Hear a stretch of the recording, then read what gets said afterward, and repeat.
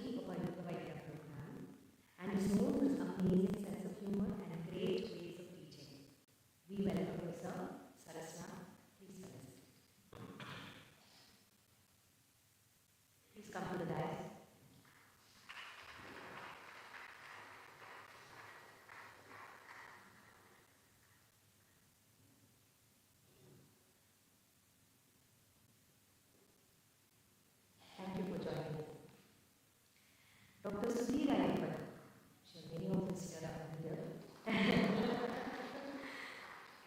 Dr. Sudheer, Chief Consultant at Hariharan Ayurveda since 2010, carries forward the legacy of his five-year forefathers as an 8th-generation Ayurvedic healer. Trained under renowned gurus like Dr. Ayyappan and the Ashtavaryan Rishikumaran, he excels in Panchakarma treatments and specializes in the effective management of food allergies through precise diagnosis, authentic prescriptions, and compassionate counseling. A dedicated practitioner, he extends his expertise to village health services near Chennai, while nurturing his artistic passions for painting and playing the violin. Dr. Sudheer embodies the essence of holistic healing with a harmonious blend of tradition, expertise, and empathy. We welcome him, sir. Thank you for joining us.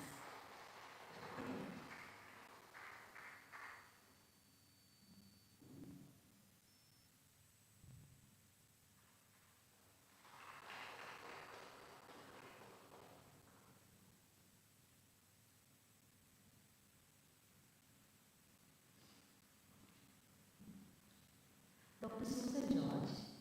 Dr. Susan George, PhD, TSTAD, is a seasoned educationist, psychotherapist, and trainer with over 35 years of teaching and administrative experience at Women's Christian College and 20 years of psychotherapy practice.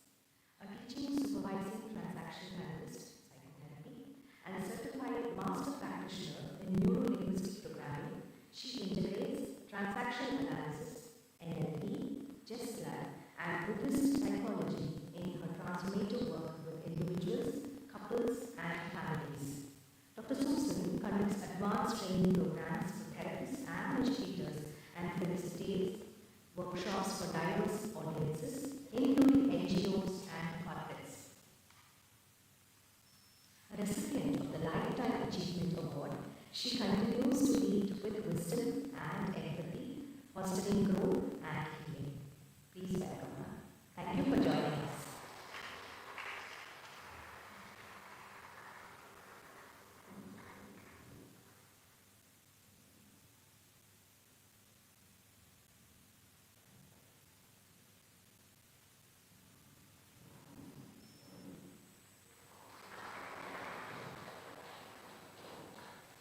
We also have Dr. Rama Hariharan.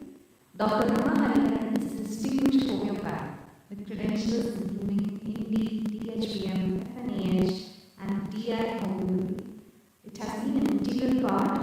She has been an integral part of the editorial board of the National Journal of Homeopathy and is now associated with the Homeopathic Journal India Foundation. She is actively involved with institutions like MND MHI, Swara Homeo Guru, and Natalia H. She is a proponent of integrating traditional foods into everyday health practices. Dr. Rama is deeply inspired by the spiritual essence of homeopathy, which she views as a profound therapeutic science. Her work reflects a harmonious blend of modern insights and age-old wisdom in holistic healing. Welcome, Dr. Rama. Saraswathi, kindly facilitate her.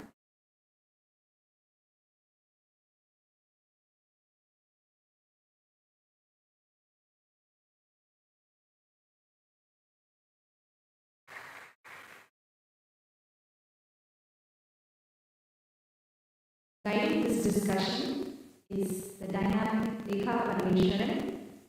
She is an experienced facilitator and a passionate advocate of integrative healthcare. We are pleased to have Lekha. She is the co-founder and director of the High Places International Consulting. She is also the moderator of today's panel. With over 19 years of experience in leadership, talent, architecture, Lekha connects high-performing leaders with purpose-driven opportunities across the globe.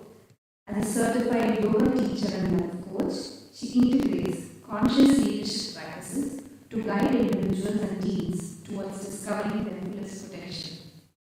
Her passion for fostering thriving, value-driven teams makes her an ideal moderator for today's discussion on leadership and growth and how we can integrate all the other forms of medicine in a holistic manner. Thank you, Lekha. Please join us.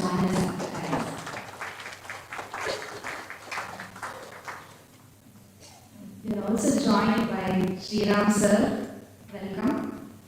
We are also having Sangama. Welcome, ma'am. We also have Dr. Karthik here. Welcome. We'll be having some of these sessions right after the panel discussion. And of course, we have our very own Saraswathi Vasudevan ma'am. Though she needs no introduction, I will share a few words. Saraswathi Vasudevan, our very own visionary yoga therapist and teacher, has dedicated her life to making yoga therapy accessible, relevant, and deeply transformative.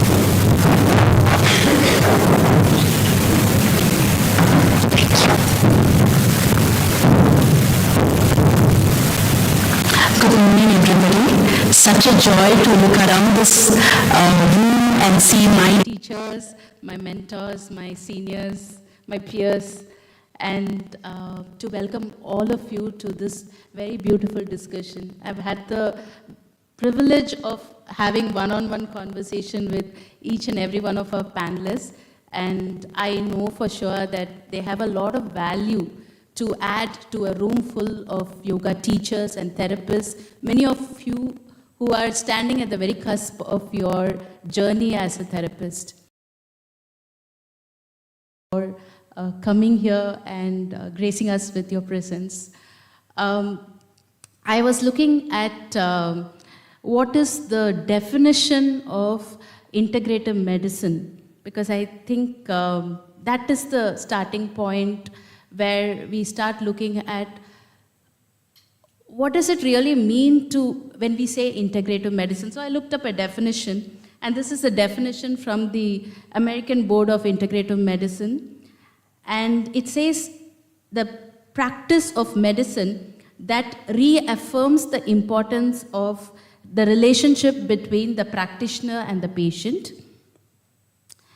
and focuses on the whole person. I want to underline this, focuses on the whole person, is informed by evidence and makes use of all appropriate therapeutic approaches, healthcare professionals and disciplines to achieve optimal health and healing. I love this definition simply because it, I think, underlines a lot of things that I believe is what integrative medicine is all about. One, that integrative medicine is about the patient.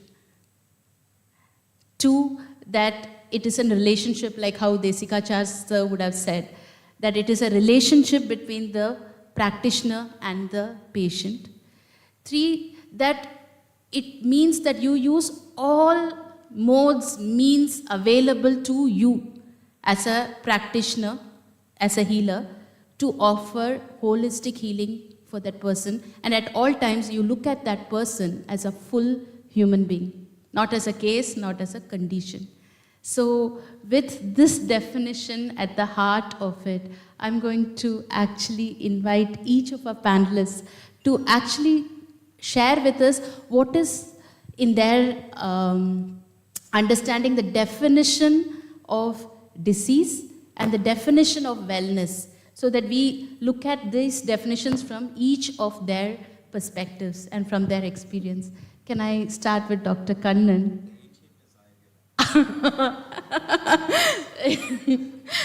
Did we not warn you that Dr. Kannan sir has a very interesting way of looking at things? So, Dr. Sudheer, by public demand.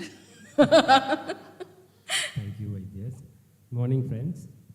As Lekha put it right, the definition of health is very important in Ayurveda. But if I have to explain in detail about how Ayurveda defines health, it's going to take us together.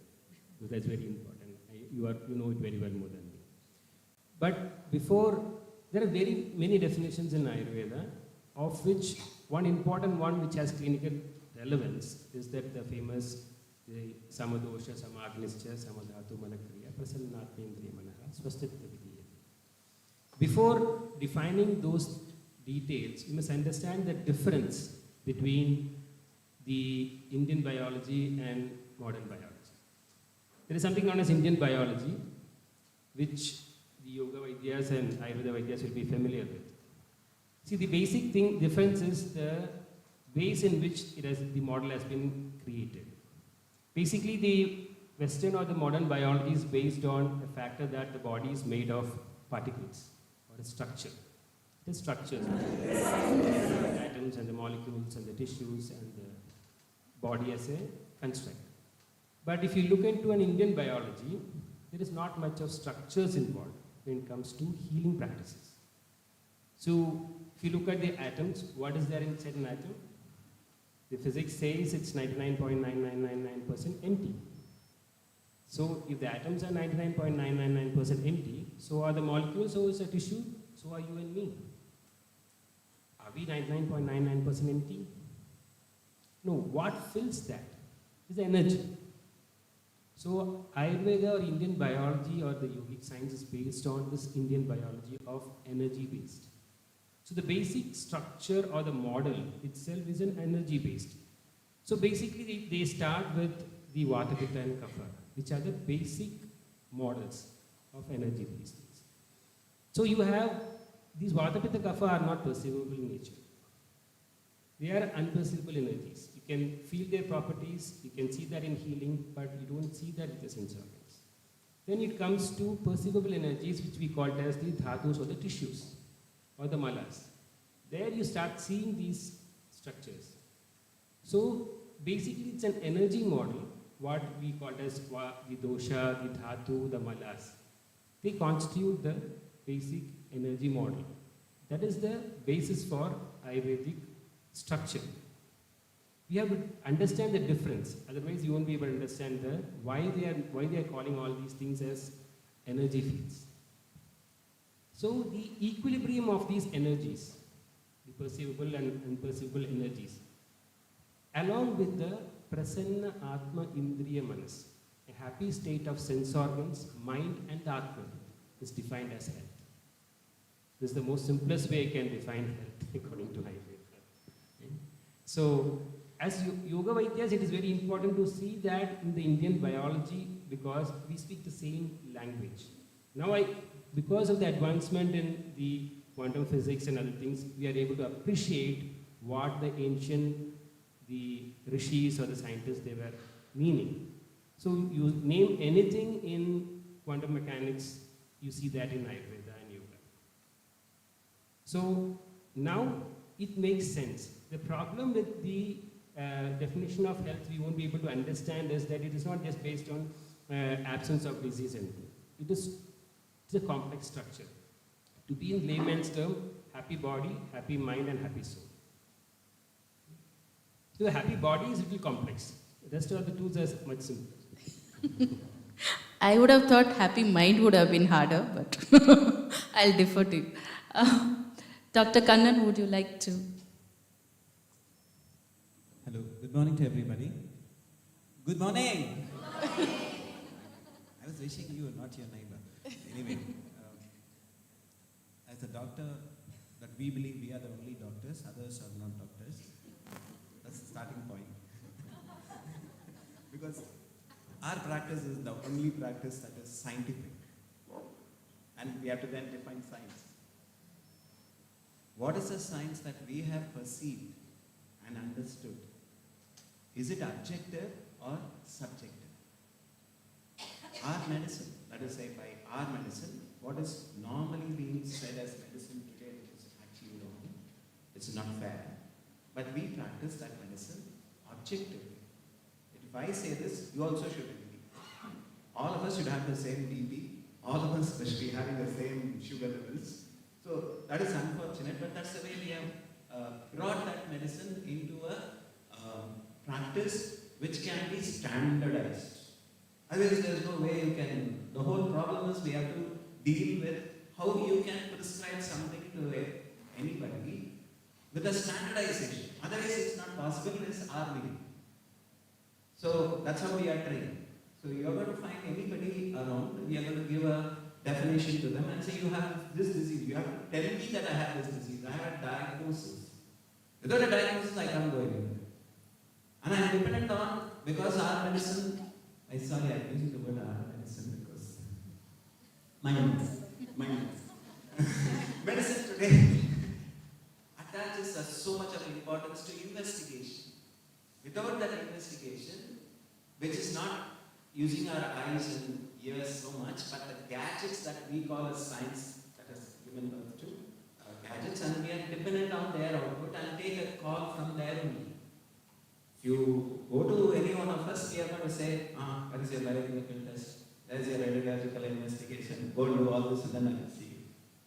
I won't see you, but I will see you what is supposed to be you. So integrating all that will be very difficult for me to say this is our medicine.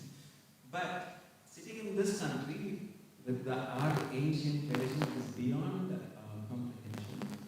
I have to.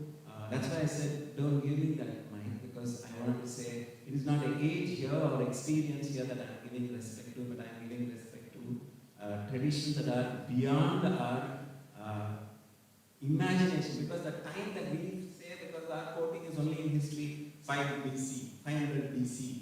We don't know, Patanjali Muni, when he gave all this, how long he sat down to do all this in a capsule form. Easy for us to read them and then say, I understand. Each one of us have to give that respect and relevance to what they had designed as comprehensive.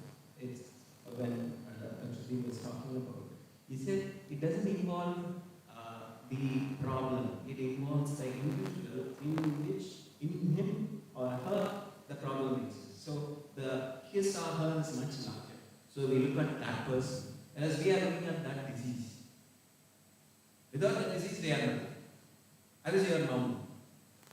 But actually, a lot of people are normal with diseases and a lot of people are abnormal without diseases. Then if you work with the disease, it's actually comfortable. At least he has something. The other one doesn't. So I leave you with this conclusion. And that's what we talk with clarity. We say, but very difficult because it's subjective means then you and I experience different. That's why there is so much of fluidity in most of the sciences that has evolved before. Whereas now we want rigidity. We are rigid about this is what it is. You have a tuberculosis, you have this bacteria, and that is what is causing it. Why did I get this bacteria day before yesterday, not before that? Anyone's guess. Thank you. I hope I have removed a lot of confusion. And that was my aim. Thank you. Thank you, Dr. Kannan. Dr. Rama, would you like to give a homeopath's view of disease and health? Good morning. Morning. Thank you for inviting me here. It's a privilege and an honor to be with this August panel. Thank you, Saraswathi, for inviting. What we have to go with what Dr. Sudheer said. The definition of disease are very, very many, and one of them is how well you are, body, mind, and soul. It's like everybody knows about it, right? How does it differ when we look at it in homeopathy? Now, homeopathy is a very relatively new science. 1790 is when Dr. Hariharan first wrote the our equivalent of Patanjali's Yoga Sutra. It's made up of 291 aphorisms, where he delineates all the basic principles of homeopathy and also gives us rules and steps of how to take the case and further. So it's a science in that sense because it was founded in Germany, but we call him the German Maharishi because it seems completely holistic, completely Indian in origin. As an Indian, for example, let me go back to where homeopathy works, starts. So we are aware of the Panchakosha and Pranamaya Kosha, which is our energy body, our energy sheet. And this is what animates all life in all the koshas also, right? And this is where it's also called the vital force, chi, in the various traditions. And this is where Dr. Hanuman discovered in his founding of homeopathy that this is where homeopathy works. Like we all know, before somebody has a disease, first the disturbance is in the energy levels, right? You feel tired, dull, okay, you don't know what it is. And then so on and so forth. Then the functions get affected, then the structure later on as we are building. The abuse of this energy body is what actually leads to illness. And it could be anything. It could be food, it could be your passion, you could be painting for hours without a rest. And that could lead to a lot of musculoskeletal issues. Or you could be working, like today's IT generation, they have no sense of day, night, nothing. And then they come up with all kinds of disorders, right? So it could be anything if you abuse your energy levels, your vital force, which leads to illness. So the opposite holds true. But we also, because of being very modern science, we also have included a lot of other things, which includes your wellness in not just mind and body, but also in terms of society, how you interact with society, and how you behave, harmonize all your emotions in such a way as to function very effectively to the best of your potential. So Hanuman very specifically talks of how when the disease, then first of all, there is no disease. There are only people who are sick. So we always address the person as a whole. Disease analysis, investigations forms 1/6 of our totality. The rest, 5/6, is the patient. So we have to first be completely unprejudiced and observe the patient as they are. I'm sorry if I'm boring you, I just thought to introduce you to homeopathy, what the basic principles are. So the first law is the law of similars, which can only be addressed if I understand you as an individual, the patient as an individual. And the individual is made up of his mind, his body, and of course his interactions and relationships with himself and the world around. So both your inner cosmos and outer cosmos. So where is the disharmony? That is what we have in the first place. Then we need to, since we are talking of energy disturbance as our central point, so the medicine has to be given in accordance with that energy principle. Our sources of all medicines is nature around us. In mineral kingdom, plant kingdom, animal kingdom, everything. Depending on where the disturbance we have, central disturbance we have mapped. And one of the heart of homeopathy is potentization. That is, any substance which we feel is, okay, I go one step before the potentization, is the provings. All our provings are done on healthy human beings. Hanuman himself proved 99 remedies and practiced for 50 years. Before he passed away in 1988, and he had 6 editions of his organon, which is he called it the rational art of healing. He came into homeopathy because of he lost 2 children. He was a practicing physician and lost 2 children and couldn't save them, so he was convinced there had to be a gentler safer and swifter route to healing.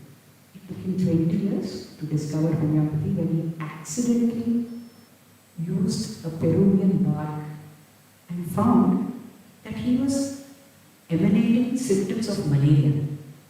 He found it very strange because he had given up medicine and he was a researcher and a scholar and was translating various materials around the world. He was a polyglot. And he found that they were using it because of its bitter principle. But he was sure there was something more to it. So he kept experimenting and he found that this Peruvian bark called China officinalis absolutely gave him all malarial symptoms. So then he started experimenting and found with other substances, other plants, minerals, etc. And he put it all together into the first materia medica of homeopathy, 99 medicines that he proved himself. And kept recording, like all Germans, they're ultra particular about documentation. Thanks. But I personally in India, we feel he has been exposed to a lot of Ayurvedic, to a lot of Vedic literature, because by that time, Indology was already a huge subject in Germany, because otherwise coming into this holistic principle from a very, very Western lifestyle and standpoint of view was completely unnatural. But thanks to him, we have homeopathy. And coming to how we deliver the medicine, it's called potentization, which is the heart of homeopathy, after the law of cylinders. So I have to match the disease, the dis-ease, the disharmony of the person with a substance already proved, which is emanating the similar kind of disturbance or disharmony. That is the law of cylinders. But how to deliver it would be in terms of potentization, where the substance, for example, everybody's familiar with Lekha for healing, right? So if we take, there are strict pharmacopoeia rules of how to, where to grow, what soil, what kind of rainfall, where it's grown, and then when to harvest it, and then after it's harvested, it's cleaned, it's macerated, its juice taken out, and these are all scientifically, in the pharmacopoeia it's already written down, okay, these rules are still being formed. And it is left to filter, and then it is, this is called the mother nature, the zero potency. One drop is taken, and depending on the centesimal scale or the decibel scale or the LM scale, you put that one drop into 99 drops of a mixture of alcohol and water, and then it is shaken in a certain proportion in the intestine 100 times if it's the decibel cycle. So that is the first potency. Similarly, one drop is taken from that and again potentized in 100 drops in the centesimal scale. So that is how we move, and thanks to quantum physics now, in the electron spectroscopy, we are able to see that it is present even in the 30th potency. So that is in brief what we are talking about. So we are individualizing and also delivering the medicine in that energy level. And of course there is posology and when to give, when to not give, when to repeat, when not to repeat. All these are strictly laid down. So clinical investigation is important to understand which organs are affected, which organ system is affected. But also the mind is very, very deeply looked into. Thank you. I hope I give you some. Sorry. Thank you. If I Thank you. I think you dropped it right at the doorstep of Dr. Susan when you said mind is all important. So, Dr. Susan. Good morning. Now we are well behaved, no? Dr. Kannan made sure that we will wish back. So, to answer her question, I will look at it as a transactional analysis psychotherapist. So, what is psychotherapy? Psychotherapy is about healing the past in the present for joyful, healthy living, and if the client so needs, supporting them to self-actualization or finding themselves. Why is this healing the past important? According to TA, we are all born okay. Okay? And this word of okay means acceptable. Doesn't sound as if it's true. That person did this, I did this, how can I be okay? How can he be okay? And the beauty is that we learn to differentiate between person and behavior. So one important component in this whole journey is to differentiate between person and behavior. And in this differentiation, we can build a relationship. And all healing happens in the relationship. Now, why the past? We are born okay, but the child undergoes experiences. It is a small little baby into this giant world and therefore feels helpless, experiences vulnerabilities. As a result of these vulnerabilities, it is trying to get three things met.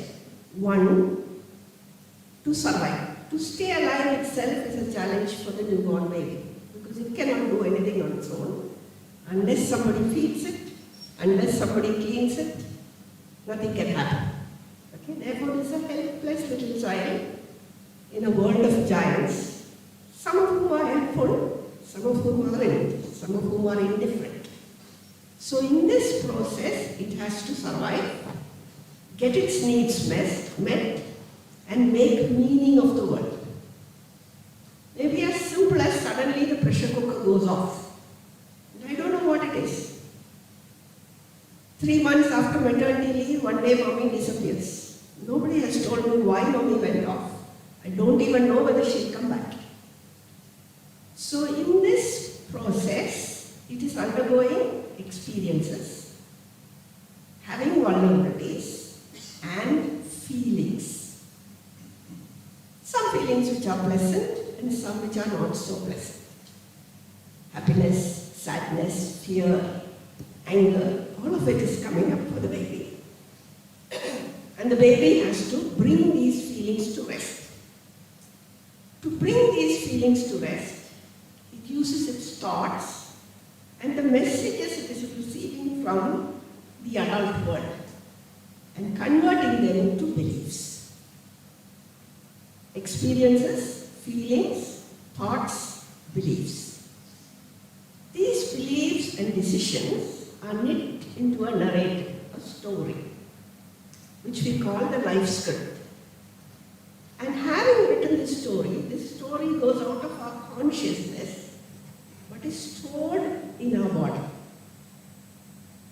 in our mind, in every part of us in various different ways.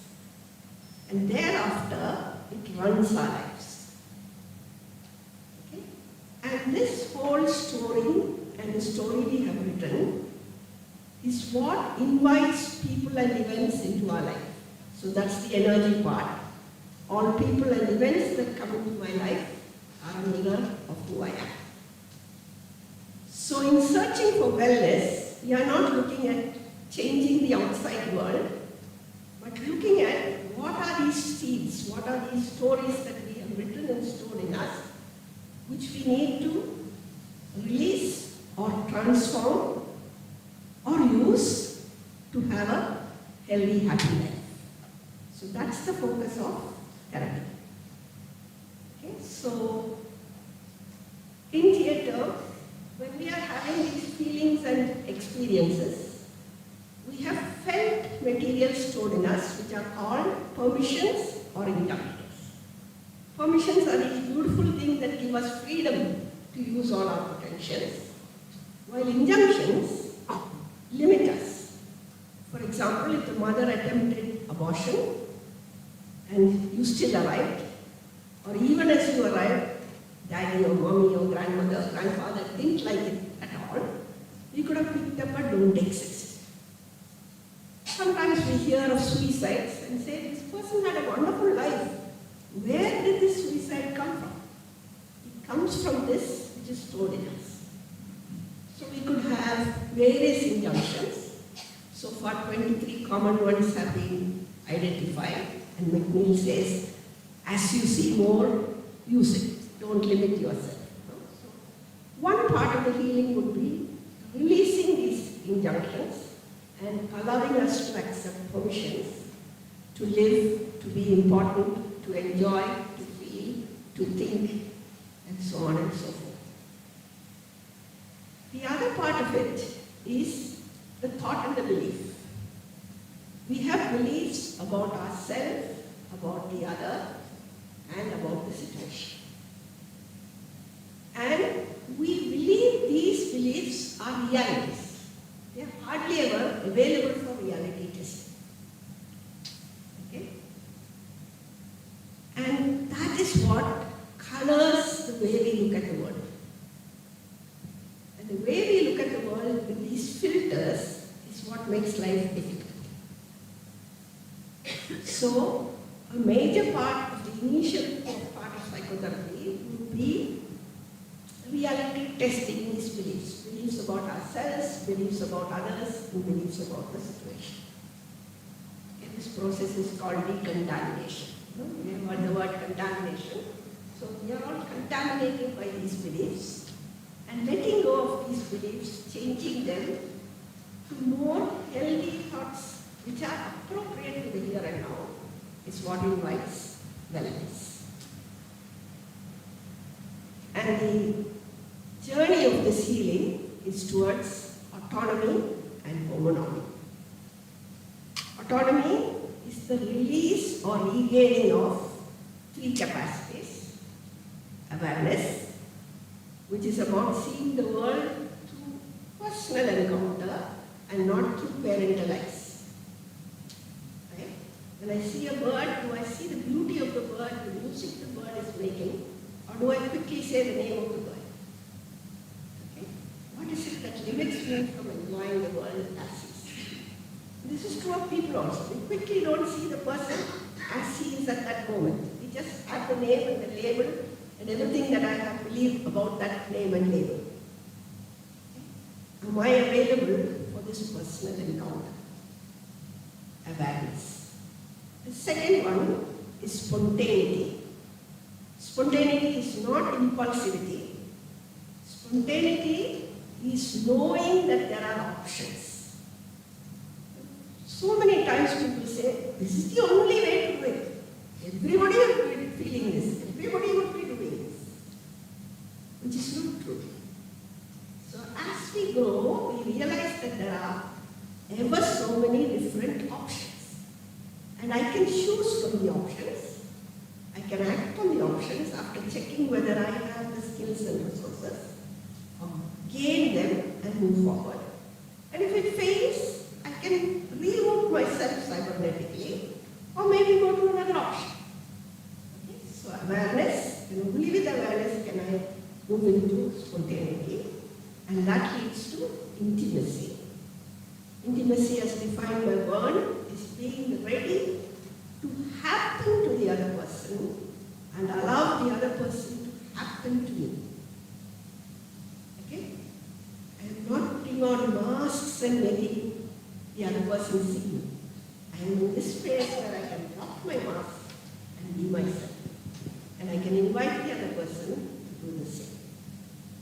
Okay? This process of gaining autonomy is our journey to health.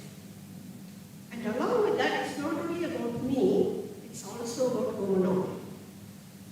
Am I getting my needs met while also taking into account the needs of the other? Okay? So a winner is defined as someone who sets a goal, reaches it, is happy reaching it, and to the extent possible, keeps others and the environment also happy and accounting for their needs. So can we have this beautiful balance of autonomy and homonomy for healthy living? I could go on talking, but I think I'll stop. Yes. Actually, listening to you, Dr. Susan, was like listening to our teachers in the Yoga Sutra class. It's all about, decontaminating your perception of reality, seeing reality as is. Yeah, it is about autonomy. Yeah, having freedom to make choices which are appropriate to the here and now. And it is not just about you. The yamas, it's also about taking others along. So now it's a good time to turn to Saras and ask her, what does yoga say? Yeah, as I'm listening to each one of you, I realize that's yoga. So the definition of health itself, I would say, is the definition of yoga, and all the various definitions of yoga that we have been studying, the various texts, in some way define health, well-being, right?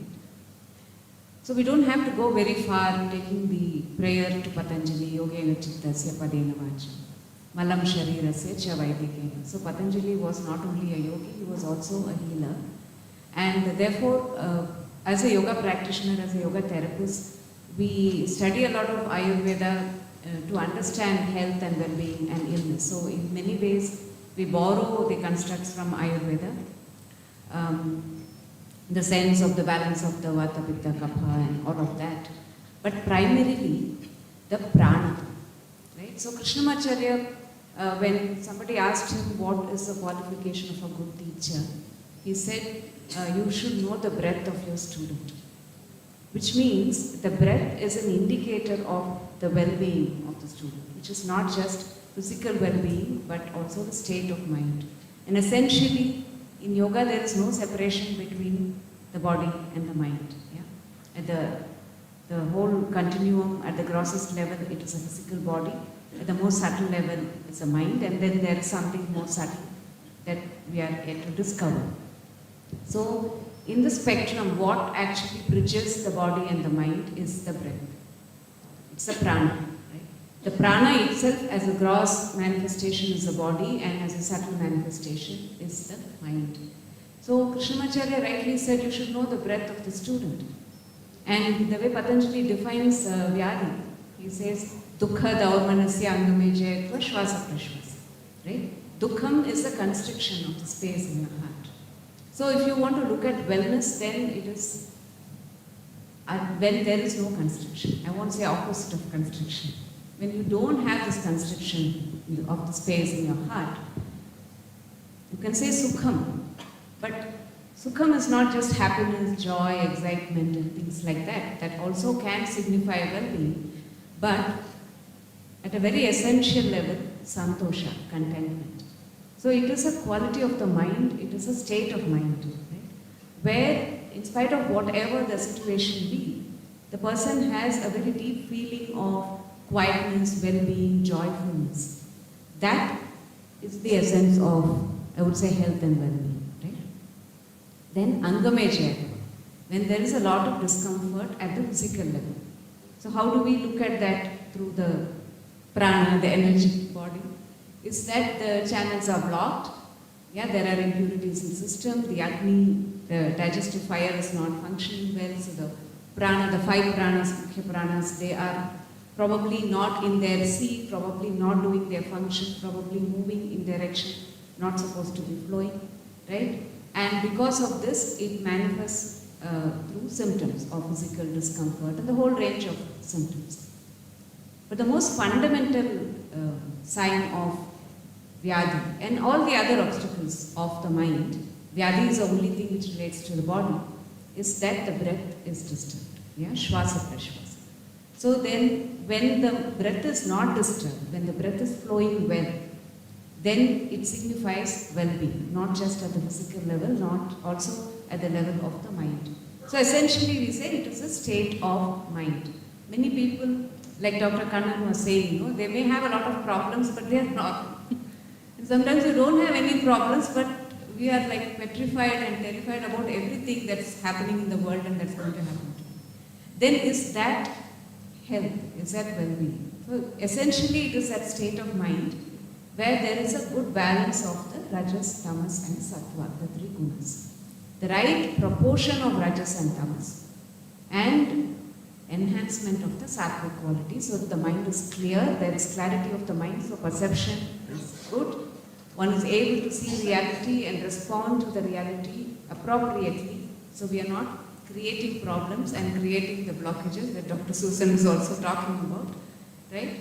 And how do we use this clarity of mind to decontaminate the whole system. That's the process of yoga. So I think in some ways everybody gave the answer and just put it together. There was one thing very beautiful. I was watching the panelists as each of them were speaking, and I saw, that nodding, that yes, I agree with you, and it's always nice to have that validation. So I'm going to turn to Dr. Kannan, because he is the representative of the most prevalent, most dominant form of medicine today that is practiced. Okay, and I'm going to ask him, what does integrative medicine look like to you, and where do you think Western medicine is today in terms of how it looks at integrative medicine? What are you talking about, integrative medicine? Excellent. I like that. We are a few doctors, a very minority, or even accepting the existence of any other form of healing. They're all not on our, not part of us. Yeah. This is unfortunate, but that's the way it is for various reasons. For various reasons, we believe that other systems don't exist. I mean, they are not on par with me because they are not able to explain to me why they have a disease, why they have this, I have all the control over what I can do. I can put a ventilator and continue a respiration. So you say prana, I will say a ventilator can do the prana work. Still, we are far away from, because our perception is only about mind in our medicine is not part of the matter. It is separate. It is, that's why body, mind, and the soul, spirit. We saw three elements. There are only two here in yoga. How can that be acceptable to us? Because you are saying the matter, even your mind is part of that matter, because it is only actuated by your spirit. What you are going to bring in through that mind seems to believe that that is you. So we don't believe in it, no? So unfortunately the integration itself is very difficult unless I am open about it. So that's where the starting point. We have to be open that there are limitations in everything. How we can integrate by bringing in what is history, or what we think is history but fully alive, and what is present and what could be our future. So in all these dimensions that we move, at the present level we need to bring in what has been part of the past and what could be the future and enjoy it now. For that we need to accept whether it's Ayurveda, Siddha, Homeopathy, or any form of Pati. We need to make the Geti better. The Geti better. Then the possibility of enjoying what is given to us, it doesn't matter from where it comes from. It's my belief whether I go to this store or that store, wherever I want, I'll buy what I want. Why should I go to that store only? Who decides that? So it is the privilege of the individual to access anything at that time, and should have been the knowledge of doctors. Like in China, they learn about the traditional Chinese medicine for 1 year and understand acupuncture, so that these guys can prescribe or at least go and see this guy. We are already closed on that. That's where the availability, I think my medicine as far as jaundice goes has very limited potential. So I should say, check it out. Maybe those guys have something. Say, no, if I can't do, nobody else can do. That's where the problem is. So if we bring about openness in us while we study the medicine that others do exist, that's where the beginning should have happened. It has already happened outside the country. Even in the US, they are trying to learn something about the integrative medicine, which has not happened in India. We are still 500 years behind on that basis. We need to overcome. The minute we overcome, at least individually, we should be able to understand that every speciality that is existing is for the mankind, for human beings. It is not for the existence of the speciality. That's the problem. Problem is, we should exist, then only you can exist. If we don't exist, why should you exist? So unfortunate that all of us exist to enjoy what is possible Whether it is going to be even medicine, you need to share that, use it. And if it doesn't work with me or whatever, I can find something else. Unfortunately, we are restricted on that score, and we should be able to understand, like quantum physics, as they said. Even Einstein was talking about what is possible from the slokas, and he has quoted, and we realized that how come this man who was given such a big quantum physics into our thing has talked about what is Veda, what is being told on that. That means we are connected. We are not isolated. So today, in my practice, funnily, I practice medicine slightly different to what I learned. So I boldly say that I try to look at the entire individual rather than an isolated problem. They'll have a pain in the knee. This morning, somebody was asking me pain in the knee. Now I'll be looking at your neck muscles up to your feet. They'll say, why are you looking there? You are looking here. I have pain here. Side of the pain is not the source of the pain. So we need to look at it holistically. Ma'am, did you make a travel? How long was the travel? Oh, 12 hours in a flight, there and back. Thank you. I have some problem to deal with. So openness to accept other things and understand my limitations. The limitations are ignored. And we believe others are already limited and they have no scope. If we come from that point of view, it's always a win-win situation for everybody. And the win-win situation doesn't exist. Because I believe no one should win. That's where our narrowed spectrum. So spectrum is wider and our spectrum is perhaps appearing to be wide, and we believe the others don't exist. So allow all the things into a flow in which your choice may be made due to whatever reasons and use them accordingly. That's where integrative medicine should be brought in as a part of an MBBS study. Already I've opened my spectrum. I believe that others do exist. Otherwise, I believe I've been given the information that others don't. That's where we need a problem to be sorted out. Like I go for a yoga class, but I won't tell I use that yoga class. That feels good. And why do I feel good? Thank you. As I was listening to him, I also wanted to share. Just 1 second. So the questions, we will keep it to the end so that we can hear the panelists on a couple of questions that we already have for them. And there will be time to ask questions. So I was just sharing that yesterday when I was listening to Dr. Lata, I was inspired to go back and look at Nimhans. And I just realized that Nimhans does, in the last 4 or 5 years, it has started investing in integrative medicine. So they have, for their clinical psychotherapy patients, they have actually started looking at Ayurveda and yoga. And yoga was their first intervention, which was successful on the clinical side. And then they have gone on to actually hire Ayurvedic doctors as well. So I felt a little heartened by that. So I want to turn to Dr. Sudheer. So Dr. Sudheer has been referring his patients to yoga teachers, to senior teachers in this tradition for a while now. So what I want to ask is, what is the feedback been like? When you send patients to yoga teachers, do they come back and share a feedback? Have you seen progress? Have your patients felt progress? Yeah. See, my inspiration towards yoga and Ayurveda as a unit, it started from my teacher, Dr.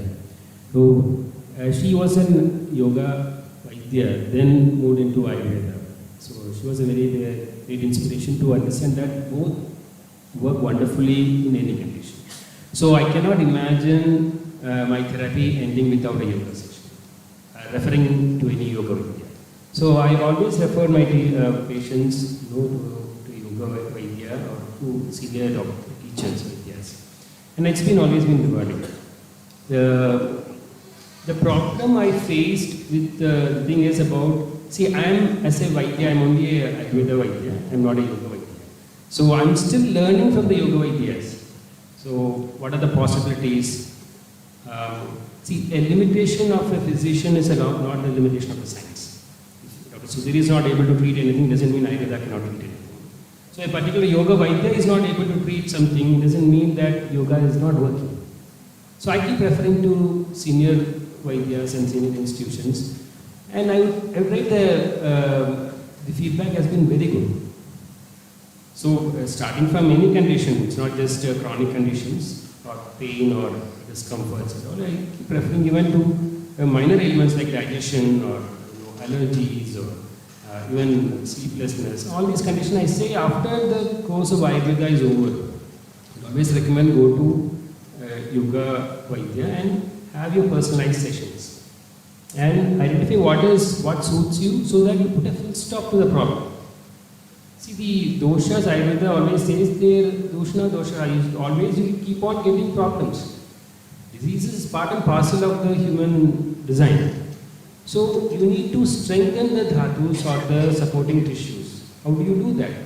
Say either you seal the weaker zones by putting a full stop to the mind imbalances, or otherwise improve your Agni, your metabolism, or keep your body active.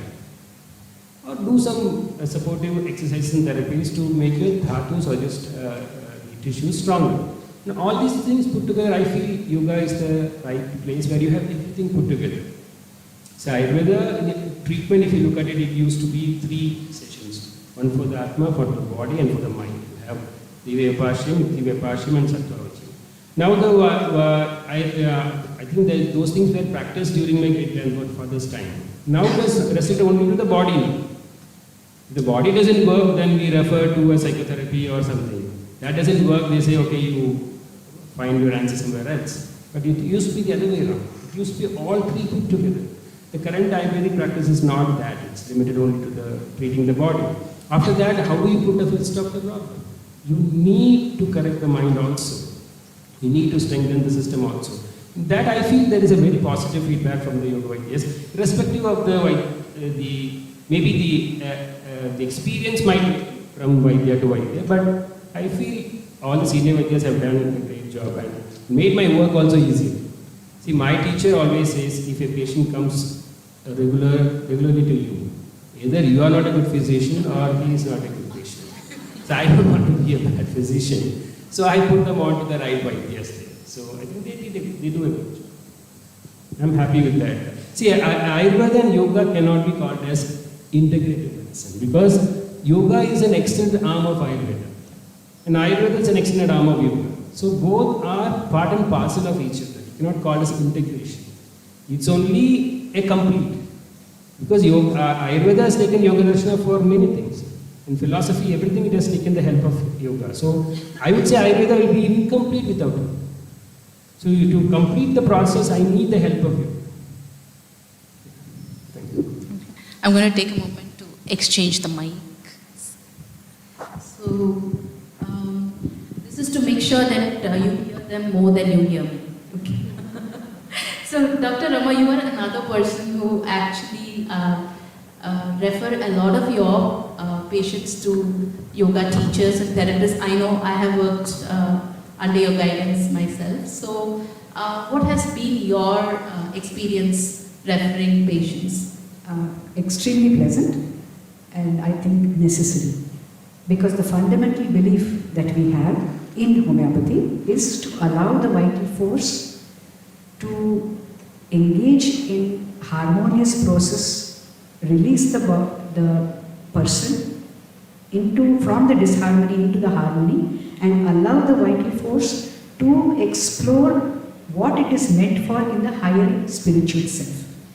To achieve that, you need to have a daily regimen.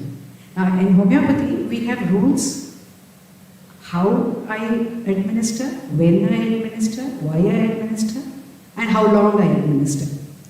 But on a daily basis, to keep empowering that pranamaya kosha, which is central to everything, is diet appropriate to the individual, because we are looking at homeopathy as an individualized therapy, and yoga. I think we are very fortunate to be born in India to have yoga every street and corner. But Therapeutic yoga is very different, and I have been, over the years, seeing my teacher and myself, we've been continuously referring people to yoga because on a daily basis, I think that is central. In fact, my first talk to most patients is, even homeopathy is a prop. You should only be finally working on diet and yoga. This is central to my practice, continues to be. But where I find a difficulty is to refer the appropriate patient to the appropriate yoga teacher. Because not all of them require the similar kind of therapies. But very, very good examples, very good results I've had.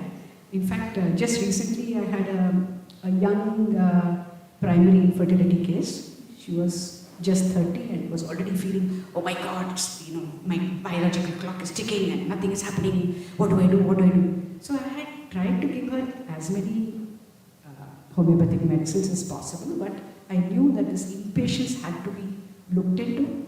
So I contacted a very senior yoga teacher, and we spoke at length, discussed the person and the patient, and she finally introduced chanting and yoga, and what a transformation. In 2 months, she was ready. She said, oh, now you better give me something appropriate, okay? It's my correct time.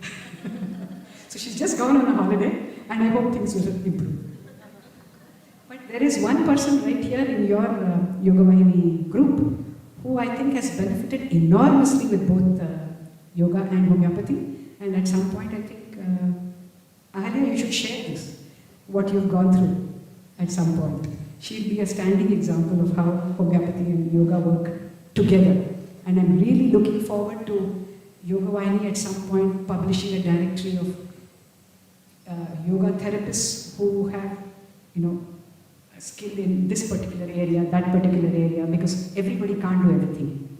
So I use CBT, psychotherapy, very, very regularly. I use yoga very regularly. I'm not very aware of Ayurveda beyond the massages, sorry, Dr. Sudheer, but that is something, it's unwritten in our clinic that you have to have something more than just homeopathy. And please feel free to explore whatever therapy helps you. I hope that answers. Definitely, it does.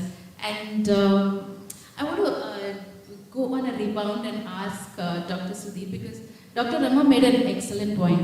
What is the challenge that she faces when she has to refer someone for yoga therapy? There is no directory. There is no place where she can look up and say, hey, this person is, say, has a postnatal requirement and this is the right teacher who specializes in it, who's passionate about it, right?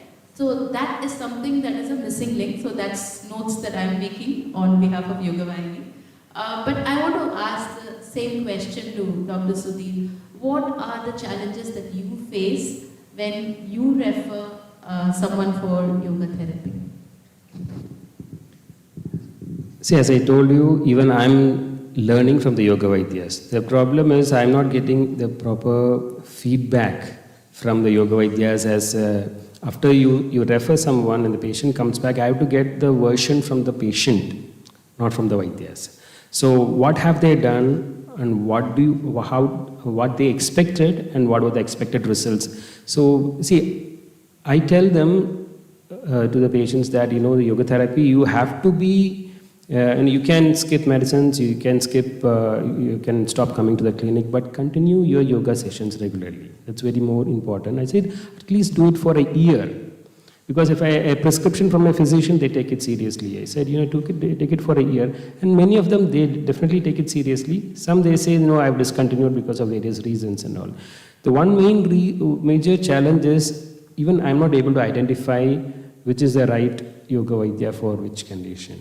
Okay, I think the yoga's senior teachers should give us that in help, like KYM and YogaVahini, Yoga Rakshanam, you put together, you bring out the directory of Vaidyas according to their experience or expertise, so that it will be easy for us to refer. and area-wise. So people find it very difficult to travel all the way from Avdi to Tiruvannur or to that. I would request the Vaidyas to give something in return so that I can also study and I'll be able to understand the possibilities, and it's to for me to understand about the possibilities of yoga. Because I told you I'm a student of yoga when it comes to Vaidya, Chikitsa.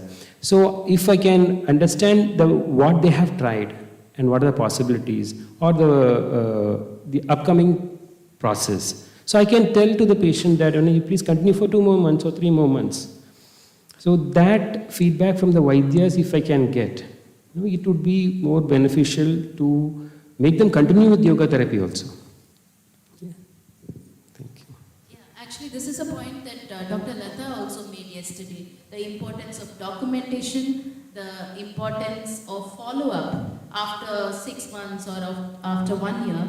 And I will just add what Dr. Sudheer said, which is the importance of actually going back to the physician, the healer who actually referred the patient and say, hey, this is what I did as an intervention. How does that, translate? What does that translate into on the clinical side? So I think that's very important. So a lot of young Vaidyas here, so I hope you're making notes.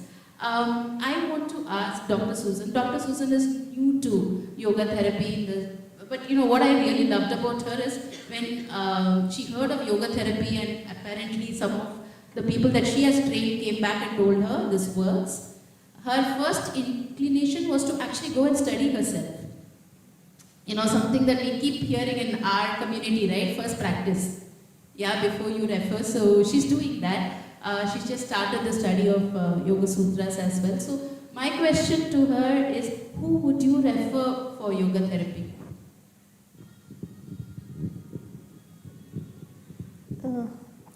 I may not be able to answer that because I haven't referred anybody. I'm just begun this journey and I've begun with Saras. Please refer. We are being very shameless about it. Yeah, so the point is, I want to first reaffirm what he has said and she has said, is that there should be more visibility. I have been hearing here and there that Yoga Sutra and TA are so alike, but yet I didn't get an opportunity to actually connect, right?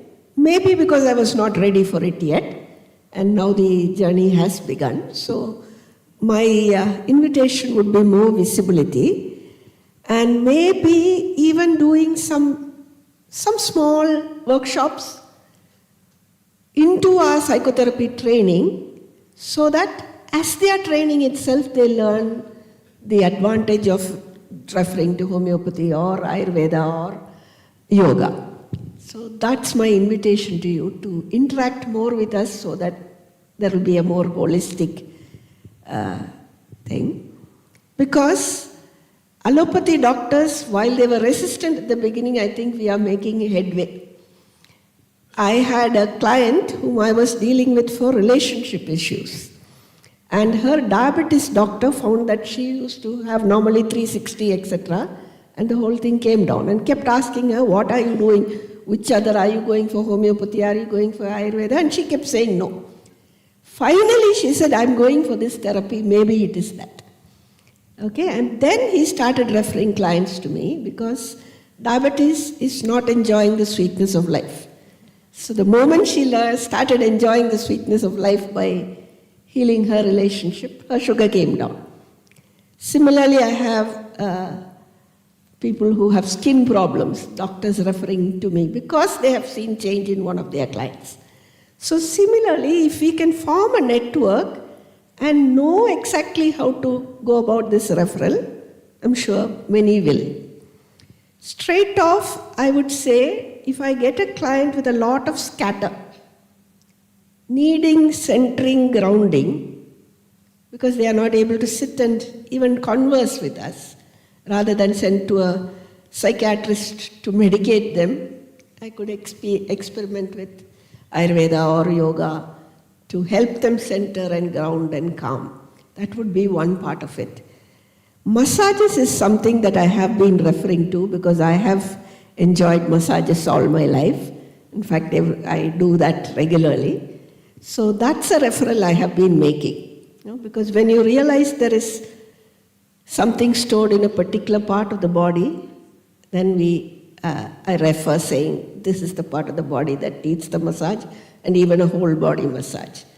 So that is something that I have been doing. Rigidity as well, right? When you see rigidity Yes. in body and in mental patterns, Yeah. I think yoga therapy Will can help, be useful. yes. So, Dr. Kannan, because you actually do a lot of integrative practices in Spark, right? Sure. So, my question to you is, when I'm sure that there are very good yoga teachers and therapists in Spark as a part of your team.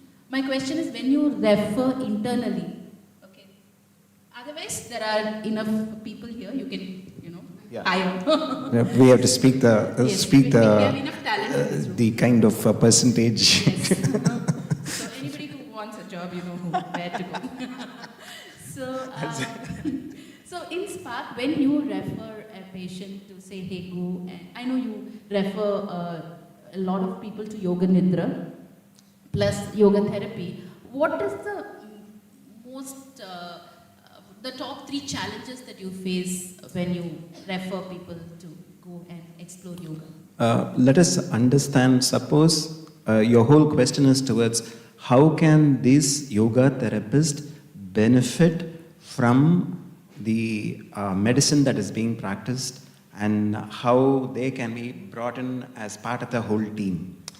These are my limitations which I am putting forth, whether on the doctor's side or the therapist side or the yoga therapist side. First of all, in our medicine, they don't teach us exercise. They don't teach us nutrition. And we all believe yoga is part of the exercise. That is another major issue. Yoga is not exercise. Yogic exercise don't exist. There is yoga, there is exercise. Because we don't understand. So most important thing is, the doctors have to learn about what is yoga, which is looking like an exercise, but it's not an exercise. Because when you start exercising, the blood moves from the central circulation to peripheral circulation. It cannot be in the central circulation. That is a fight-flight mechanism. If you are doing a fight-flight mechanism, then you are not in meditation. But we've got the Bhagavad Gita in the war side. That means the highest level of yoga can come from the war battlefield. That is the capacity that we went using our sympathetic nervous system and tap on top of it the parasympathetic nervous system. Both are functioning at the same time. Yoga talks about parasympathetic nervous system stimulation. Exercise is talking about sympathetic stimulation. They are two different components. So everyone thinks, oh, I have done this exercise, a cobra posture. That's a very good one. Very good one for what? That is very good for the back. So I am prescribing people only on the basis of what I feel this may work on a biomechanical principle, but not on anything more than that. So you have to now do certain things. By you, I mean, I'm part of that. I'm not saying you, I'm taking me also with you. One, if you want to fight with them and isolate yourself and say, this is me, that is them, you choose, is one way, and still fight a war. The other, okay, I have to be heard myself. That means I won't say it purifies the blood. You can say it will oxygenate, it will do certain things which are specific to way I have learned my medicine. Otherwise, you can never come to that. Whereas in the general thing that has been described before can be used a term which is vague. Today we want specificity. So you be specific about what it means, then it is clear. For example, in my medicine, till date, we are not using the word fascia. Fascia doesn't exist. It is there that we study, cut and throw. And I said, no, fascia, myofascia, that's what I deal with. So I realized there are things which our medicine itself is still deficient about, and around the world there are a lot of other practitioners from other sciences, osteopathy and chiropractic, are used yoga I've used the fascia and now writing books on the fascia and yoga therapy. Where are you? Where is yoga originated? So what you are going to talk about fascia? What is your knowledge about the Annamaya Kosha? How much you need to integrate that and come into the system and say, we can talk like you. And we can do something different what you can't do. Where you have to come and choose from me. This is a world that you are existing. This is not the world that you had in the Dwapara Yuga, this Yuga. You are in Kali Yuga. So you have to change. You can't be Patanjali Muni was that time, he can be heard, even quoted. You and I will be forgotten. So you have to go to see what you can do. And not to say, because my identity with the Muni, I don't become the Muni. I am me. And with that, what I can do. So this is one. Second component, and they all said, whenever you are doing anything, you are going to document. The documentation, sir, it's okay, sir, we'll cook it up a little. We'll say, that is not documented. Work didn't work. There can be failure due to various reasons. Find out from the patient, from others. I don't want to say I have referred, because that's part and parcel of me telling anyone, ma'am has brought patients to me and said, I have a problem, what should we do? What are they doing? Most of the time I tell them, continue to do what you do if there is no pain. If there is no pain, I don't stop them from practicing their asanas, etc. If there is pain, I say, wait, I'll put you back into it.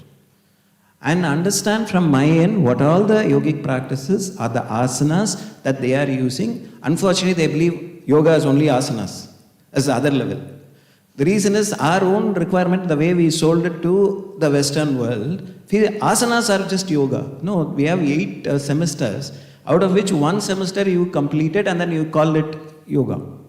So all the levels we may have to work. Otherwise, the output is also minimal. So you need to understand and practice as a practitioner and meet me on my level. And don't be afraid of that. Whereas you say, so big doctor sir, what can I tell him? Why can't I tell him? I will tell him because what I know is what I know. What he doesn't know or she doesn't know. Come with that. There must be a little bit of arrogance. Unfortunate, ma'am, sorry. A little bit arrogance has to come in the knowledge you possess. Not because I'm arrogant, I'm doing. No, because of the knowledge I possess, which you don't possess. So I come from that end, which you may call arrogance. I may call it as, the right word would be confidence. It can be anything, because I'm talking something that you don't understand. So very clear. Yeah. When he starts to quote in his slokas, I feel, whatever he says, I don't know, sir. He's talking nonsense. What? Because it doesn't make sense to me. But that is what's the problem. My medicine is able to understand anything you speak, maybe something is there. So on and off, reel off a few things here and there which I don't understand. Unfortunate. You have to impress on them. Because this is the world you are living in. Don't be far away from this. I'm coming from a practical aspect of it. And you must be a practitioner.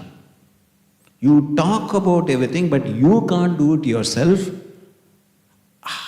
That is where your issue is. You have to be a practitioner of any asanas you talk, not the contorted ones we are thinking is yoga. Anywhere in any magazine we are seeing, all of them have quoted only a few asana practice, can be 600 million postures. That few that you know can do the trick well. Because this is the medicine I practice. This is the medicines I know. I'm comfortable. There can be new ones coming in. In our science, by this R I'm referring to Ayurveda, Siddha, etc. because I belong to that country, everything is already complete. Whereas in my medicine, it's never complete. It is continuing to evolve. This is evolved science because they have already found what is the horizon that is possible and created it. Because on the 5 elements, where are the 5 elements in our system? There is no 5 elements. It's impossible. We are only talking about anatomy, maximum physiology. You, psychology, a little bit. Madam will give some importance. Otherwise, madam is not important.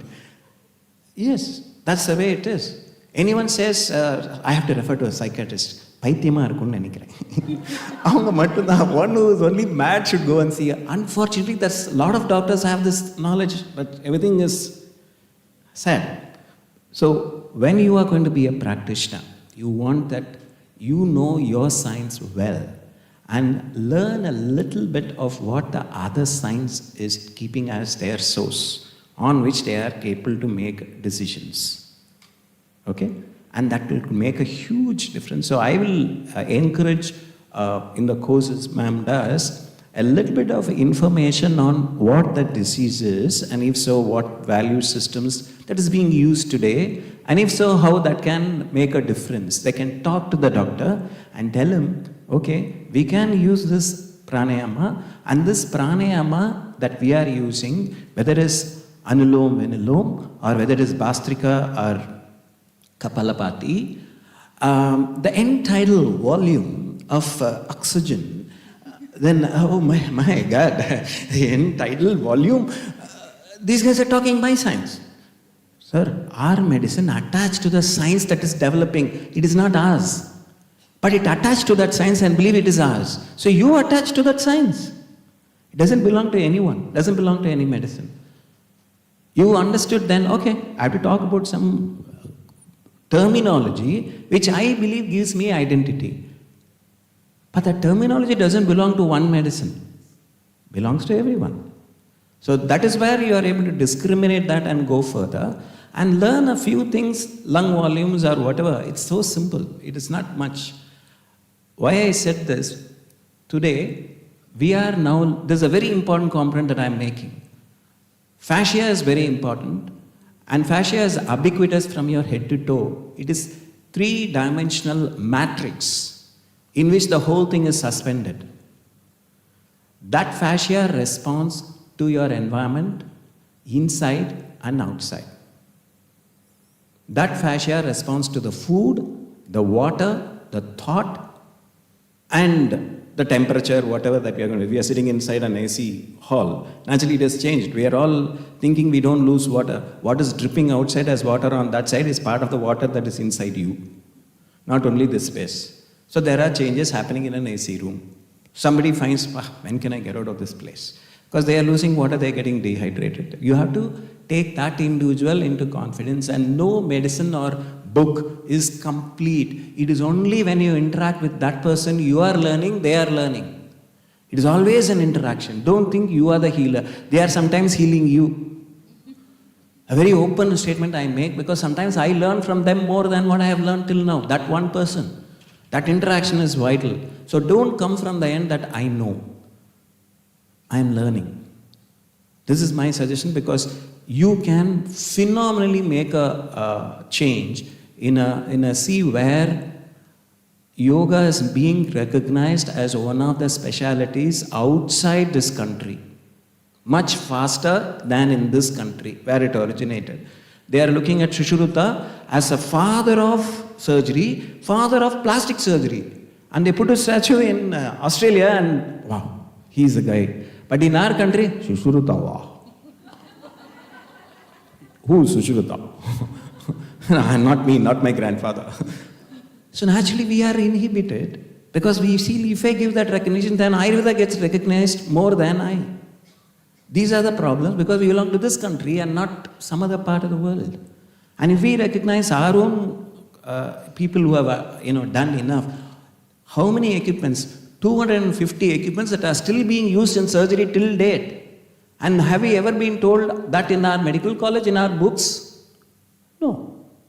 So I come from my end that these are all ours, that is theirs. Which is ours, which is theirs? Belongs to everyone. You choose. Because your system will be able to gain better through that part. Use it. It's like whatever you want to eat, you eat. That's your justification. Whether it's alcohol you want to drink or beer that you want to drink, it's your choice. But what you destroy in the process, you take the call. So my suggestion, last bit, please understand, in your respiration lies the whole secret. Most of you, have you sat down? How many of you are aware of your breath while you are here?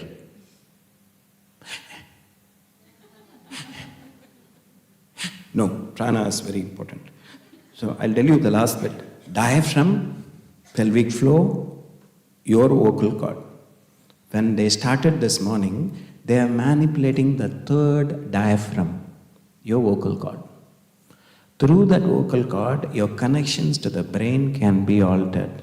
Your chanting can make changes in the cerebral system. And for that, support comes from the diaphragm and the pelvic floor. If my medicine doesn't give, then you go above that and start talking to them. So pelvic floor group is vital. When you inhale, it stretches, eccentric contraction. That is, the two ends of the muscle are moving apart and still contracting is eccentric. Concentric is coming closer. So when you inhale, it is going out. So now who is using it? People who are Rolfers, integrational science practitioners outside this country are using fascia and they are using yogic breathing techniques. Whereas, where are Indians in that? Not one quoted.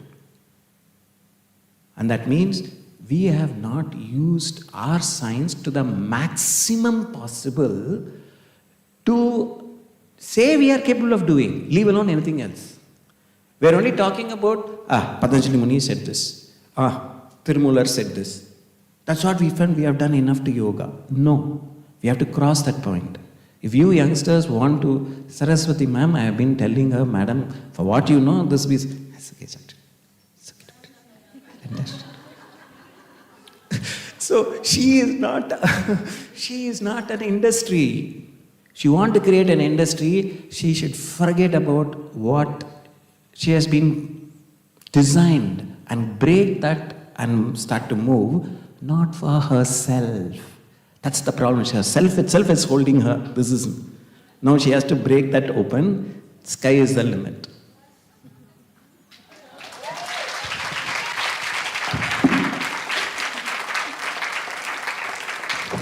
I think that's why I came here to tell her that. Yes. It was not a plan.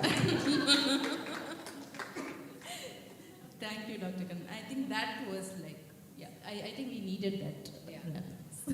So, I have one last question for Saras, but before that, if you have questions, if you can write it, pass it along. There are volunteers. Aarti, yes, please just hand it over to them quickly. Saras, I think Dr. Kannan summarized it very beautifully.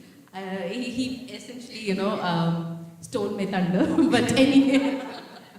But what I want to ask you is, as a yoga teacher, as a yoga therapist, and as someone who trains yoga teachers and therapists, what do you think, after listening to our panel, what do you think we as individuals and as a community must do to actually earn our place on this table, right? To say that, yes, yoga therapy is legitimate, it has a place on the healer's table, and like Dr. Kannan said, how do we develop that confidence, that voice, which says that I have conviction, I know this works, and I have documentation to back my conviction. What do you think is the way forward for us? So all the yoga therapists who have trained with me, especially the recent batches, will know what I'm going to say, right? We have been really tormenting people to document. I know. Because I think that's one drawback in the traditional sciences, and I would agree it is for yoga, Ayurveda. Documentation is a big lacking. That's one thing. The other thing is to understand the language of the modern medicine, but not to look at a patient through that optics. Because we're also getting conditioned to look at somebody through the disease. Say I have sometimes I hear students say I have somebody with this condition, some rare condition. What do I teach them? Who's the person? Right? The person is important, it's not the condition. So we are also getting conditioned by this whole modern medical perspective and putting people into boxes, and then also getting very anxious about, I don't know this condition, how do I treat them? But you have somebody in front of you, you can watch their breathing, you can look at them, you can have a conversation, you can do many things to understand the person so that you know what you want to teach. And then when we start learning some Ayurveda, little bit of Ayurveda, then say, oh, that is Vata Prakriti, this is Pitta Kapha. That's not our area, right? We have to stand on our ground and really learn to look at the breath. Like Dr. Kannan was asking, how many of you are aware of the breath? I am very much aware because my breath is really going like that. Or that. Yeah, so how do we really stand on our own ground and establish ourselves in our own practice, document it, learn the language of the other sciences so that we can communicate to them, right? It is very important that we communicate, and of course there are very few doctors who are open like Dr. Kannan. Even Ayurvedic doctors sometimes don't know what is yoga. So they might have somebody who has a lot of pain, say, and they can benefit from yoga. By the way, Dr. Pain, we can do a lot with pain. But they would say don't do yoga because in their mind yoga is Surya Namaskar or standing on the head. So it is important that we actually develop that awareness among medical practitioners, all practitioners, of what is yoga. We have to be able to communicate. And we have taken some little steps in that direction. Today we are releasing the Souvenir, which actually carries articles and case studies written by our therapists, which definitely I think can show some light, throw some light into how we are approaching this whole process. So I feel that we need to stand on our own ground, document properly, and document is not just putting the files inside your drawer and leaving it there, get your certificate, I'm happy. Now I don't want to go in that direction at all, no. It's really to bring certain rigor and professionalism into our work, and again, reminding you of what Dr. Lata, so we had Dr. Lata Satish talk about the future of yoga therapy and how it's very important for us to document and communicate in all ways so that people understand what is yoga therapy, right? Not just the lay people, but also medical practitioners understand what they are doing, and they learn to respect, they learn to integrate yoga therapy into their work. So ideally it should be like we are on a table and all of us are sitting and discussing a particular student, we call, patient you might call, and how can we help? How can I help? How can you help? Can we have that kind of communication, conversations? I see that is the way forward. How and when and in what form it will happen, we have to see. But the effort is necessary. Thank you, sir. Add over here, a little more into what Saraswathi was saying. For example, if a patient comes in with knee pain and I suggest yoga, first thing they'll say, oh, I can't even sit on the floor. I can't even sit cross-legged. How can I do yoga? It's precisely where yoga comes in. That conviction is very, very important, like Dr. Kannan said. I think start there. Thank you. Yeah, I can vouch for that. When I started yoga, I was pretty much bedridden, so I can definitely vouch for that. An invitation, now that you have documentation, to write a case study or something like that into the South Asian Association's TA journal. Okay? So that then the word spreads. Yeah, I anticipated that. This is the session where we will have a lot of questions. And I've just been reminded we have 5 minutes. Somebody just excuse me from reading their sheet. Okay. So I don't know who wrote this, but there is a great deal of evidence in many areas. The problem is implementation into the medical establishment. But because it doesn't make money for medical centers, how do we change that? What is the financial model? Very interesting question, very practical question. So Dr. Kannan, I think is automatically. Okay. There is always a transfer of energy if you don't pay a yoga therapist, you don't get back what you require. If it is given, then you are indebted to me for how many lives, God only knows. So, you gave me, I gave you back over. The reason is, other things as bhakti and respect and all is another level. But energy transfer is important. So, no one does treat free. You treat and ensure that for 4 postures, I will charge you this many. If you add 5th posture, I will add so much. Because you add it. But that is how I am saying, sir, 4th medicine, does that pharmacy give you free? Pharmacy is saying, oh, you got the 4th medicine, no, all put together, only one value for it. You don't. That's the problem. Because we are coming from, adallam panna kodadu.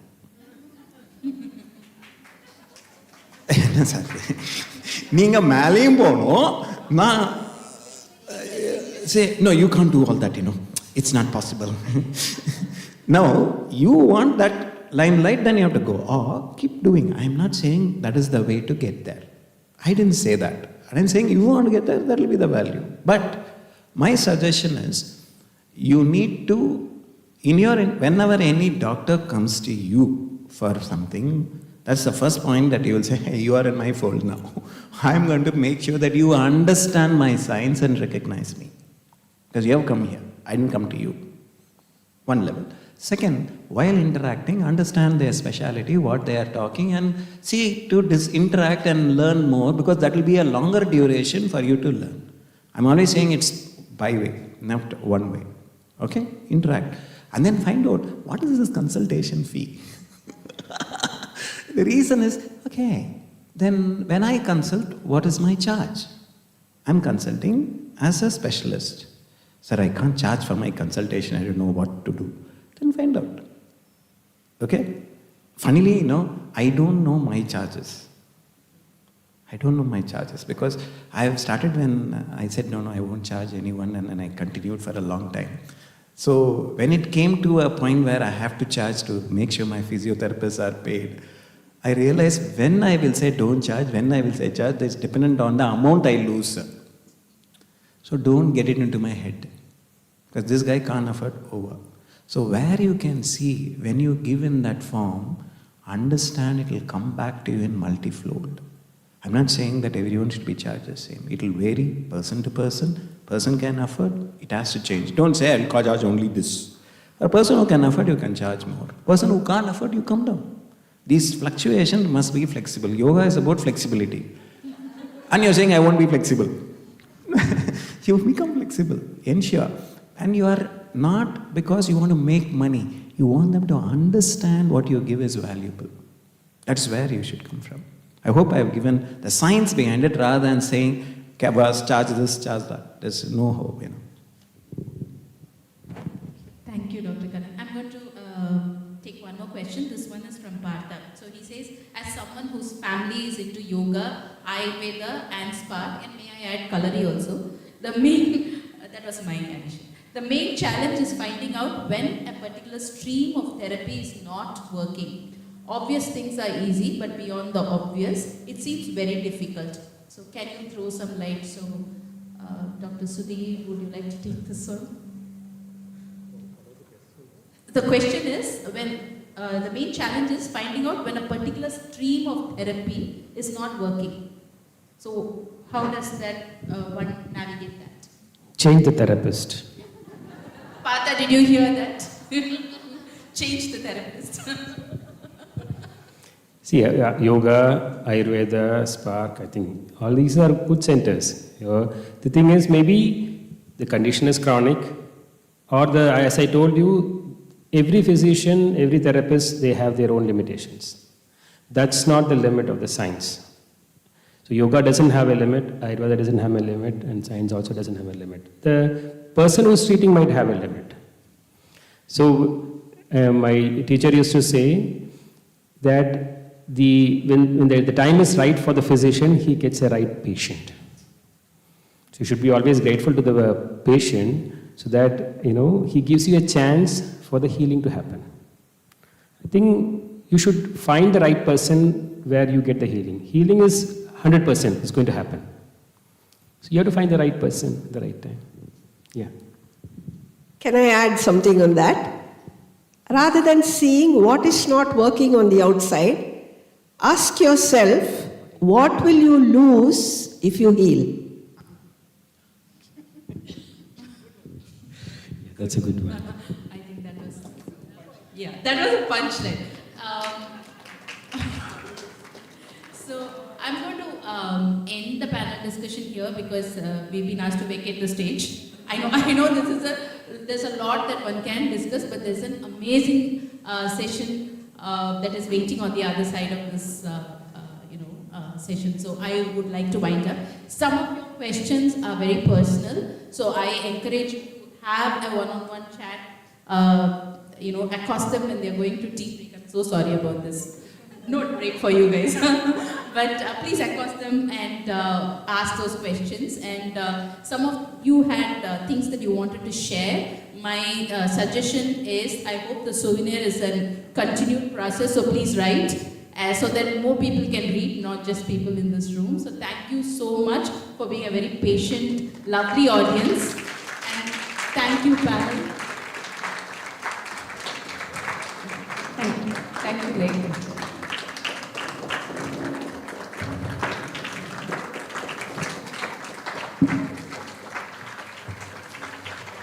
Thank you to all our lovely panelists. It was really a very engaging, very insightful session for all of us. It is now our privilege to invite our panelists to unveil the YogaVahini Souvenir. I invite Shakuntala, the editor of the Souvenir, to share a few words on putting this wonderful piece of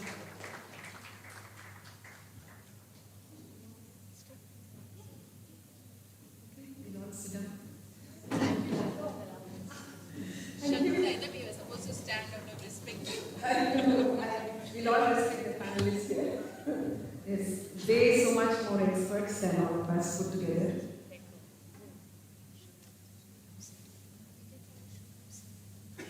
Sri Ram.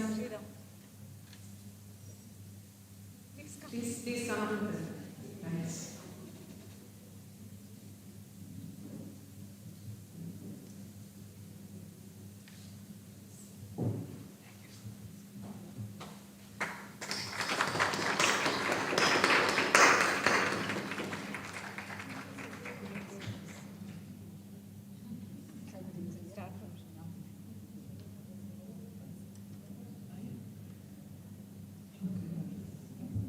We thank every member of the panelists and Sri Ram who's joined us in doing the honors of inaugurating the Souvenir of Sangama 2025.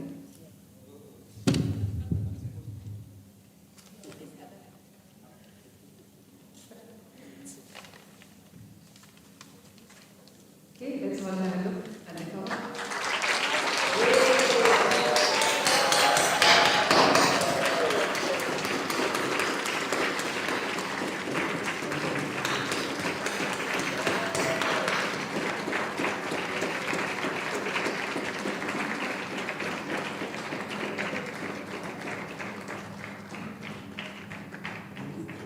So it's a big one, a big one.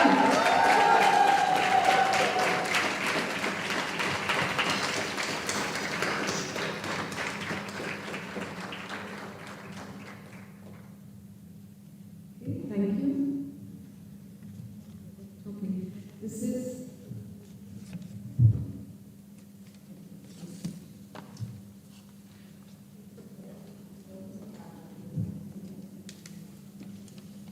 a very exciting moment for everyone in YogaVahini Sangha. Everyone here, everyone watching us live stream on YouTube. And it is a very humbling moment for Divya, and Divya, she's here, silent.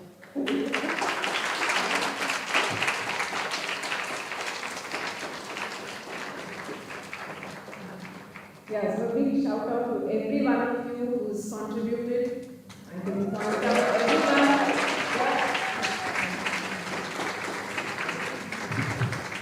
Yeah, everyone who's worked very quietly in the background, everyone who's given his ideas, thoughts, time.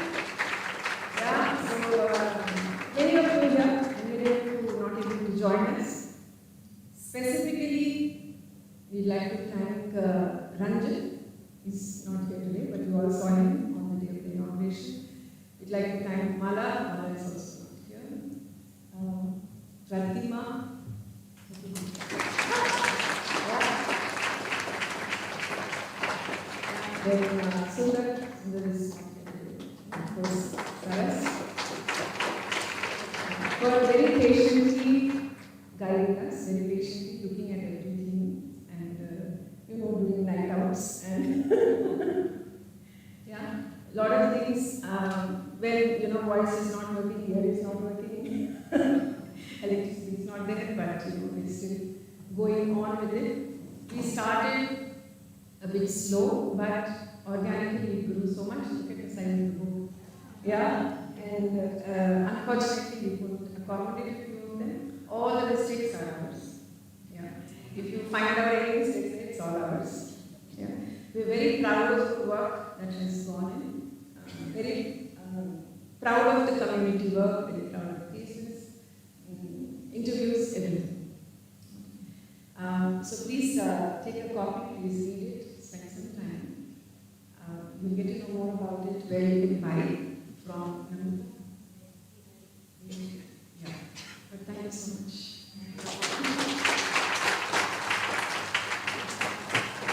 Thank you so much.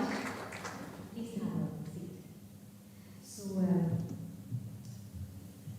for those who have registered, Bhavani, just go to her and she will give you copies of the souvenir. And then, if you have any you want to buy other copies, we have a YogaVahini stall in the basement. So you can please buy it from there. Now we move on to felicitating the other 9 mentors. So I'm going to call out the names and they will introduce their friends, mentors. Yeah, so Shakuntala, to read about Mamata. I'm back again quick.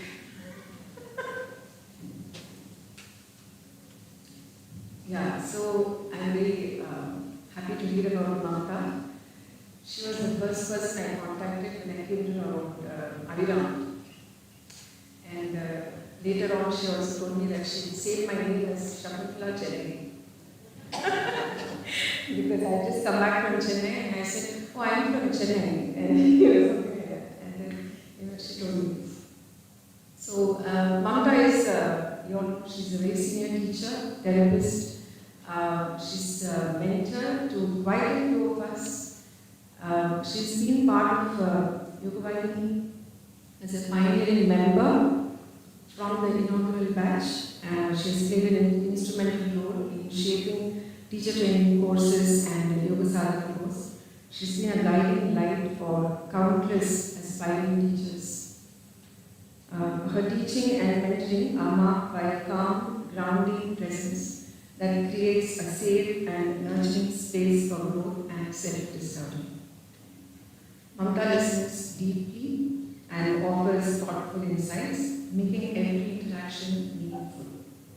She has inspired many to discover their passion for teaching and share their knowledge with others. She's a CPA who's turned into a yoga teacher. She has a lot of passion for yoga, especially Yoga Sutras, that has drawn her into a deep exploration into Indian wisdom. She teaches yoga therapy, Vedic chanting with compassion and humility, always considering herself as a learner.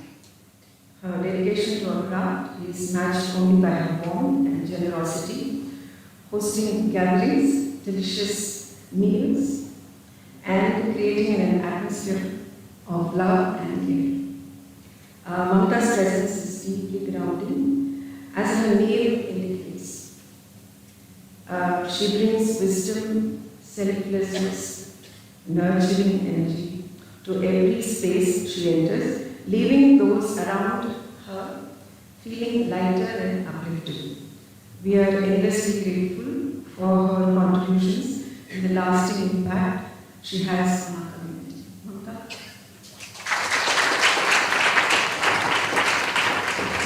Dr. Kannan, can you please continue?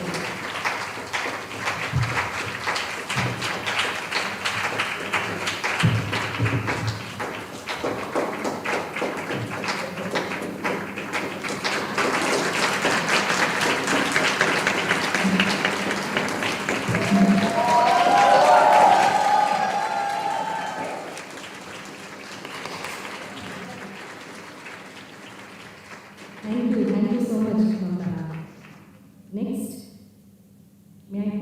Brinda? Yes, to introduce a mentor, Talat.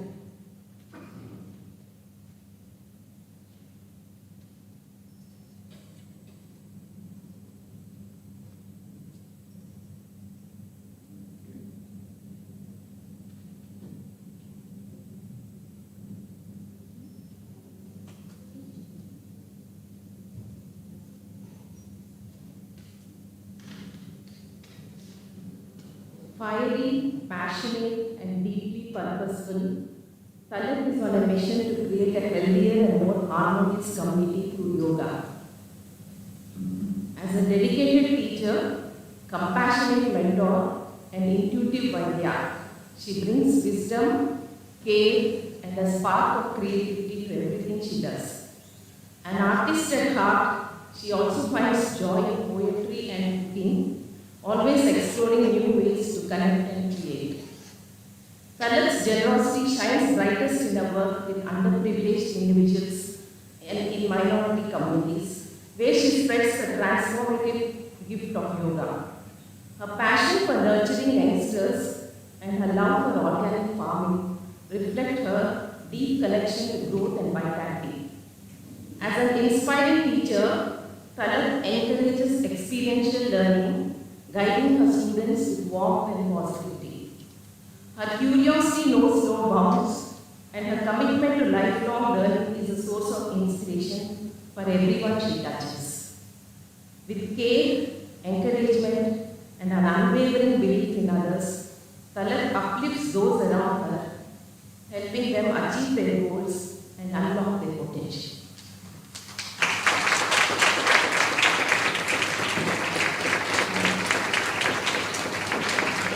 Thank you very much. Dr. Sudheer, thank you very much.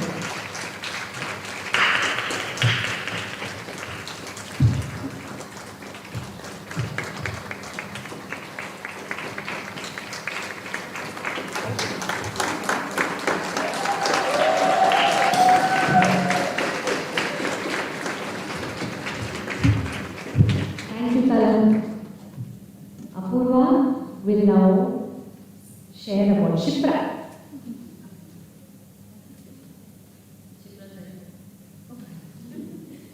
It is my absolute honor to speak about Shipra. I met Shipra many years ago in Hyderabad when I went on some kind of a walk with her husband, he's a photographer. And I landed up in her house and we started talking about yoga and soon we were in a class. And from there, the journey speaks for itself. Shipra Chenji wears many hats with incredible grace. She's a homemaker, a yoga therapist, a mentor, and an accomplished baker. A mother of 4, Shipra has been the steadfast anchor of her family, embodying strength, nourishment, and courage in all that she does. Her passion for baking led her to start her own bakery in Hyderabad, a venture as warm and delightful as the person behind it. Her journey in yoga began over a decade ago in the Krishnamacharya tradition. Her practice not only helped her connect deeply with herself, but naturally led her to teaching and eventually becoming a yoga therapist. Her students and mentees describe her as someone who nourishes their growth with quiet strength and unwavering support. In 2023, Shipra faced one of the toughest challenges of her life, a serious cycling accident that left her with multiple fractures and a long road to recovery.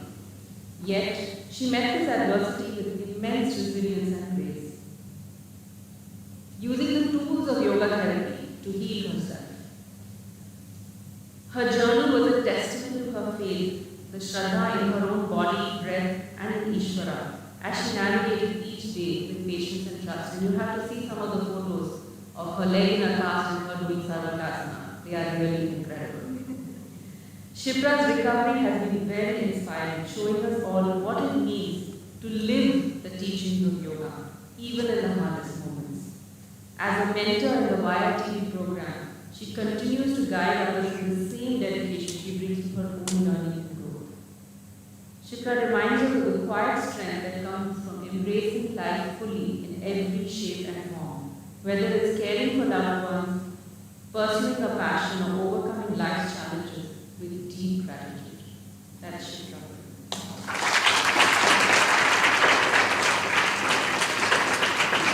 Dr. Susan, over to you.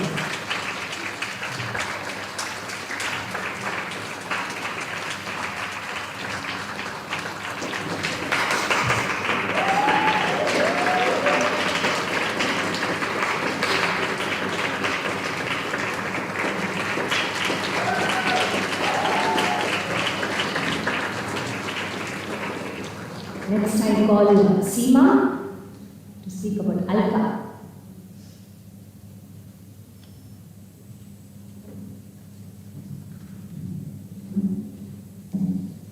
So Alka is a dedicated yoga practitioner, teacher and therapist with a passion for bringing yoga into large organizations to promote personal growth, enhance relationship and support leadership and change management. She blends her passion for yoga with her role as a mentor and teacher, creating a meaningful impact on her students, peers and clients through her clarity and refreshing approach. Describing Alka, one would use words like practical, clear, confident, and precise. As a teacher, she quickly assesses the context and design practices with remarkable speed and depth. Her ability to tailor practice to fit a student's life context, making them both accessible and functional, is inspiring. As a mentor, Alka offers clear, actionable guidance that resolves confusion and helps the student take immediate steps. She sees the effort and potential in others and can assertively encourage mentees to recognize their own abilities. Through her teaching, Alka instills important lessons in goal setting, time management, and self-respect, always sharing her vast knowledge and wisdom to support the growth for her mentees. In my personal journey, she has been my first teacher. Without her guidance, I would have never been completed my goals. She has been there at any steps to overcome the hindrances. Thank you, Alka. Thank you. Dr. Rama, can you please continue?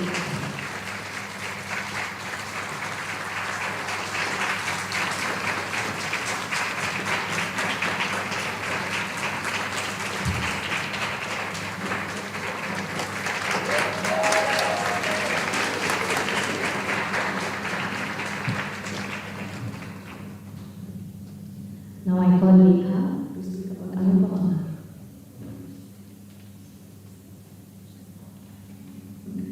It is my absolute joy and privilege to speak about my mentor.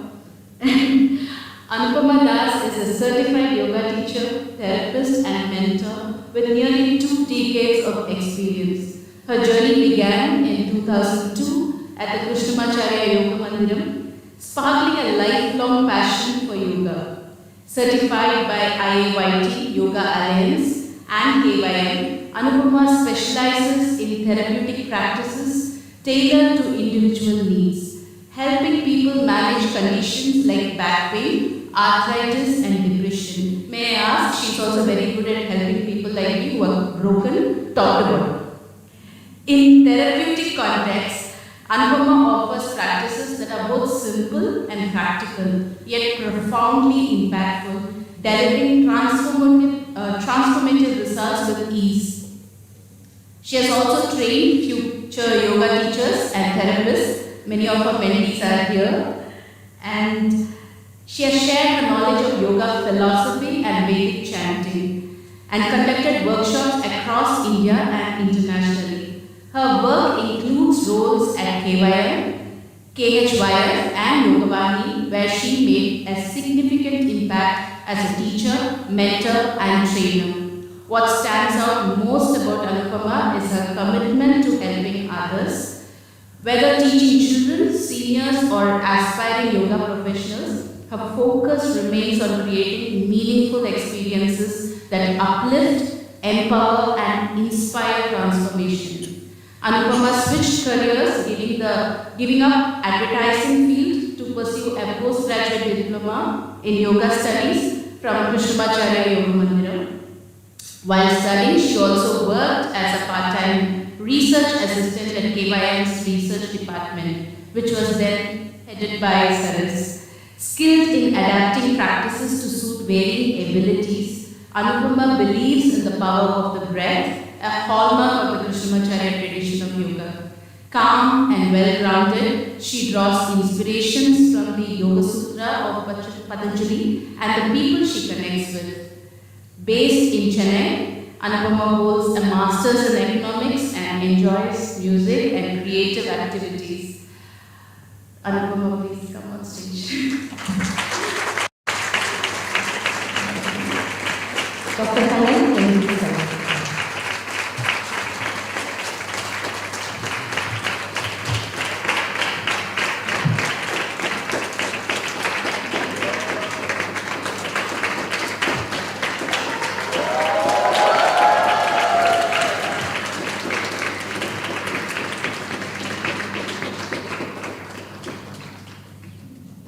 मैं कौन सोनू नाम पूर्वा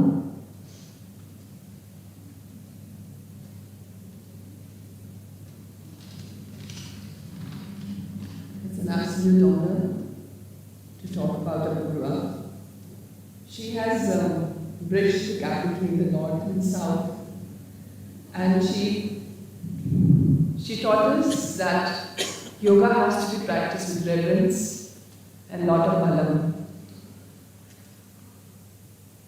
Confident, poised and balanced, Apurva is a remarkable teacher and mentor whose firm yet gentle approach leaves a lasting impact. She listens deeply, reflects thoughtfully, and communicates with clarity, creating a space where her students feel truly seen and heard. A keen observer, Apurva empowers her students to build self-confidence, establish healthy boundaries, and deepen their practice of both Antaranga and Bahiranga yoga. Her teaching is rooted in a profound understanding of yoga and delivered with warmth, compassion, and respect for individual journeys. Driven by her passion for yoga, Apurva transitioned from a corporate career to become a full-time yoga therapist. She bridges tradition and innovation, integrating coaching, theatre, and process work into her practice. Her dynamic, systemic approach enables her to collaborate across diverse contexts, including her unique role as a connector between Hariharan and Delhi. Based in Delhi, Apurva has cultivated a vibrant Sangha dedicated to Krishnamacharya's tradition. She is deeply committed to fostering learning, growth, and community. With over 15 years of experience as a senior faculty member, yoga therapist, and mentor, Apurva embodies mindfulness, discipline, and balance. She works closely with individuals seeking therapeutic support and students exploring yoga, guiding them with empathy and expertise on the journeys of healing and self-discovery. That's yoga.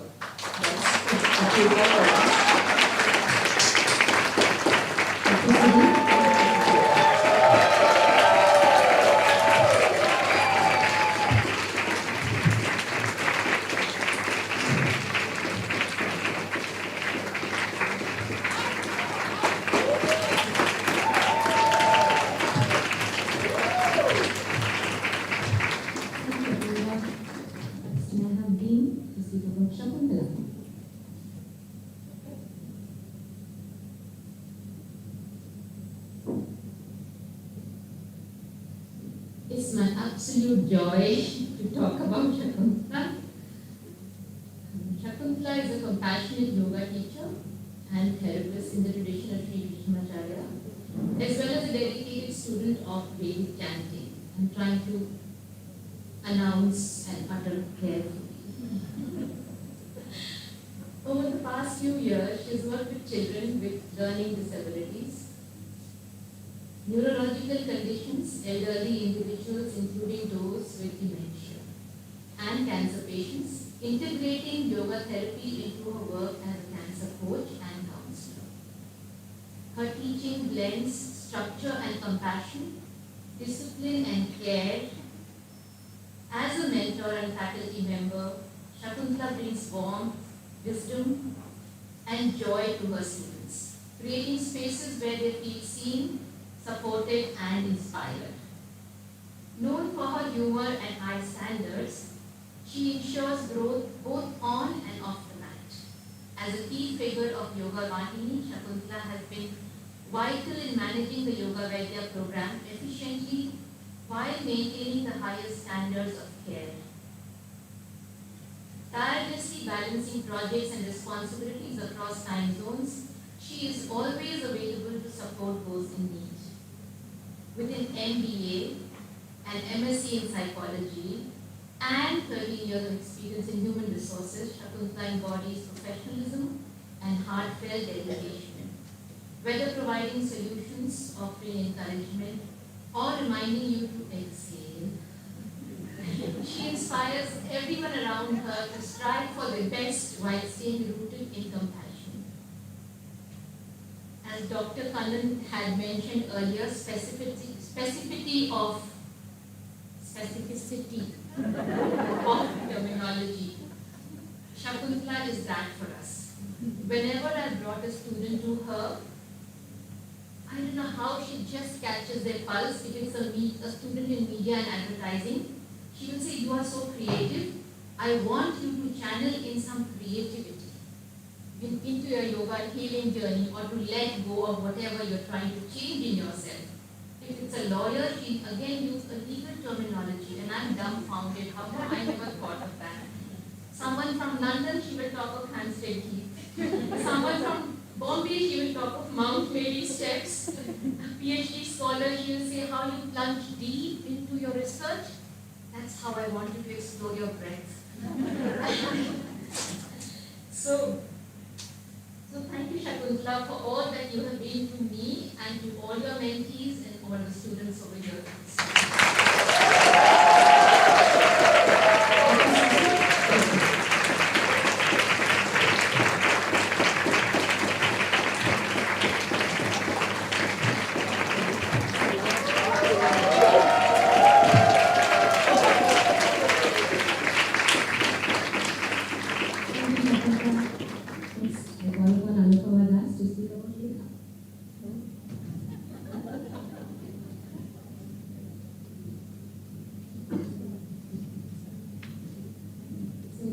All of you know Lekha. She's been here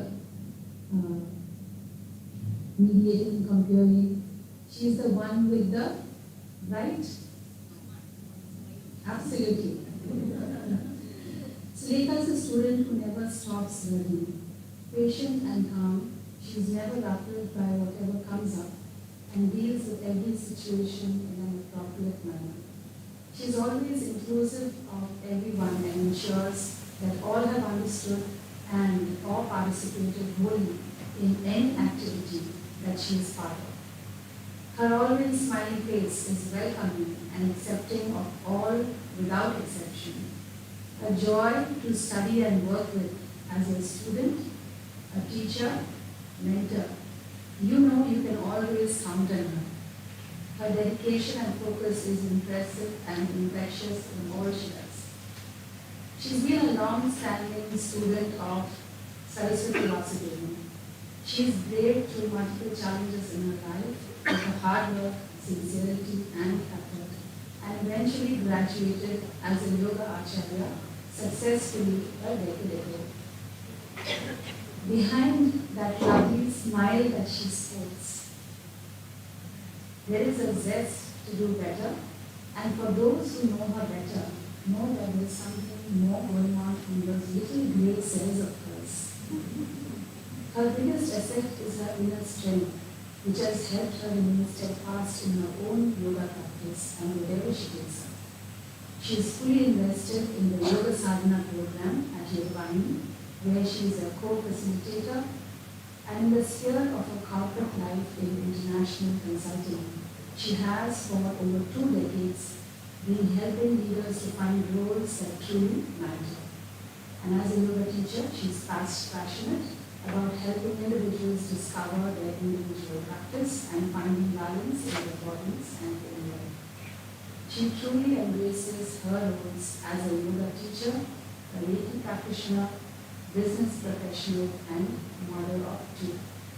That's Lekha for you.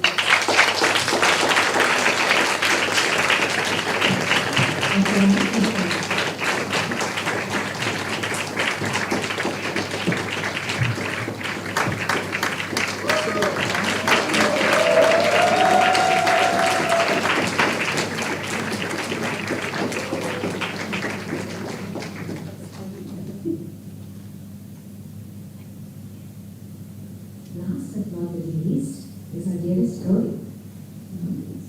Yeah, I know. So you have all these beautiful baskets in your hand thanks to her. So the one just went shopping and she was like, oh, this is such a lovely color, it's so spontaneous. So that's the first thing that's been given. Gauri is spontaneous and dynamic with an infectious laugh and an act for lifting everyone's spirit. I can guarantee and vouch for that.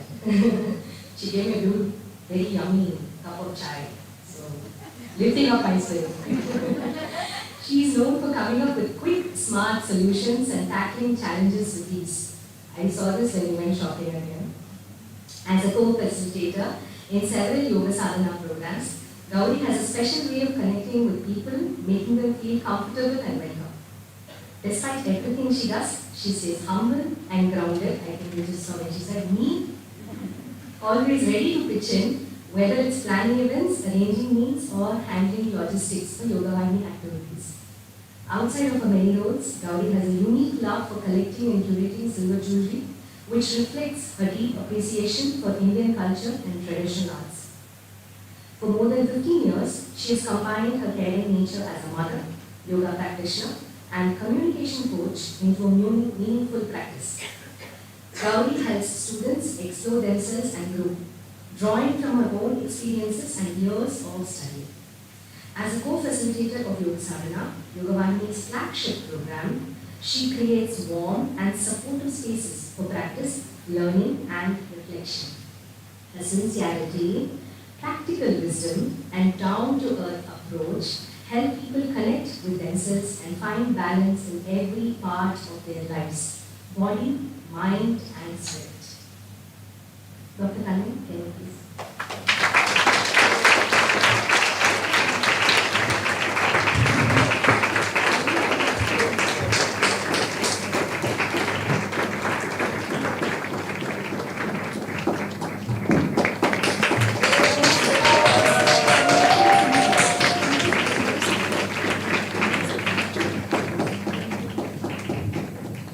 So Lekha and Gauri have been co-facilitating Yoga Sadhana with me from the beginning.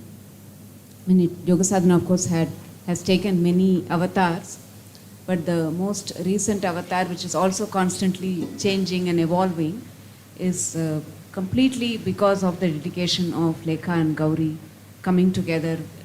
It's a course that requires a lot of work that we need to do with ourselves before we bring it to the students.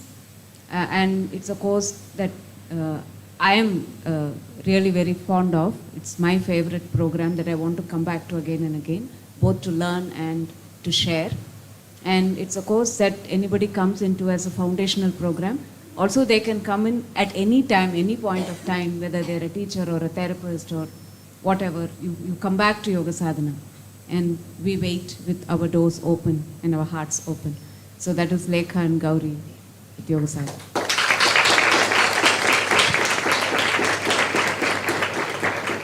So we thank all our wonderful 18 mentors. Thank you so much for all your efforts and contribution and love. And we thank all the panelists. Special thanks to Lekha for so beautifully putting together all the details about all the mentors. So thank you. Thank you for coming. Thank you for joining us in this session.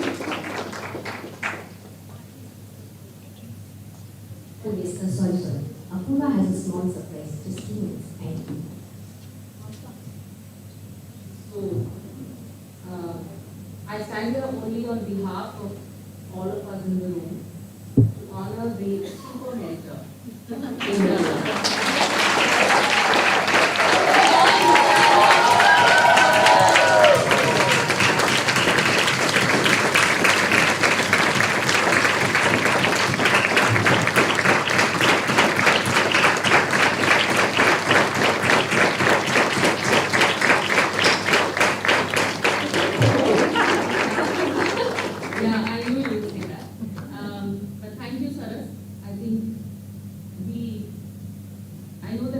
Mentors' notes have been curated, but I didn't think, or we didn't think actually, that we could really curate something that would capture what we feel and what we would all want to say. So we've all written some notes for you. And as all YogaVahini courses, we are late on the deadline. And I request we keep extending the deadline. So those who haven't put your note in, please, this yellow bag. Yes, I can see very well. No, give it on now. And then we take the bag from her and add more. So, this is just some of our love, our feelings.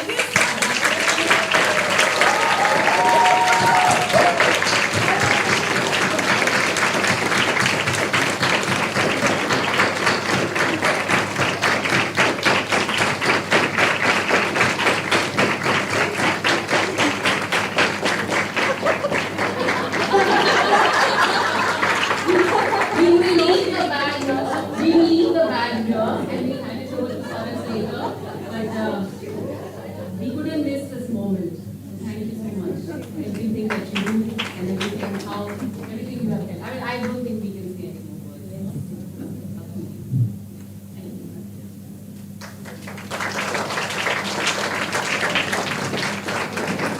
Thank you.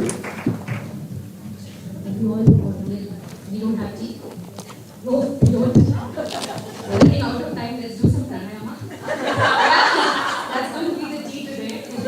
So if someone really wants to go, see, Jyoti ma'am is suggesting tea today. So if someone really wants to go for the tea, please go and join us. We're going to start off the Sriram session because it's already running away and it's been waiting for us. So just someone really wants. We'll be starting the session in a couple of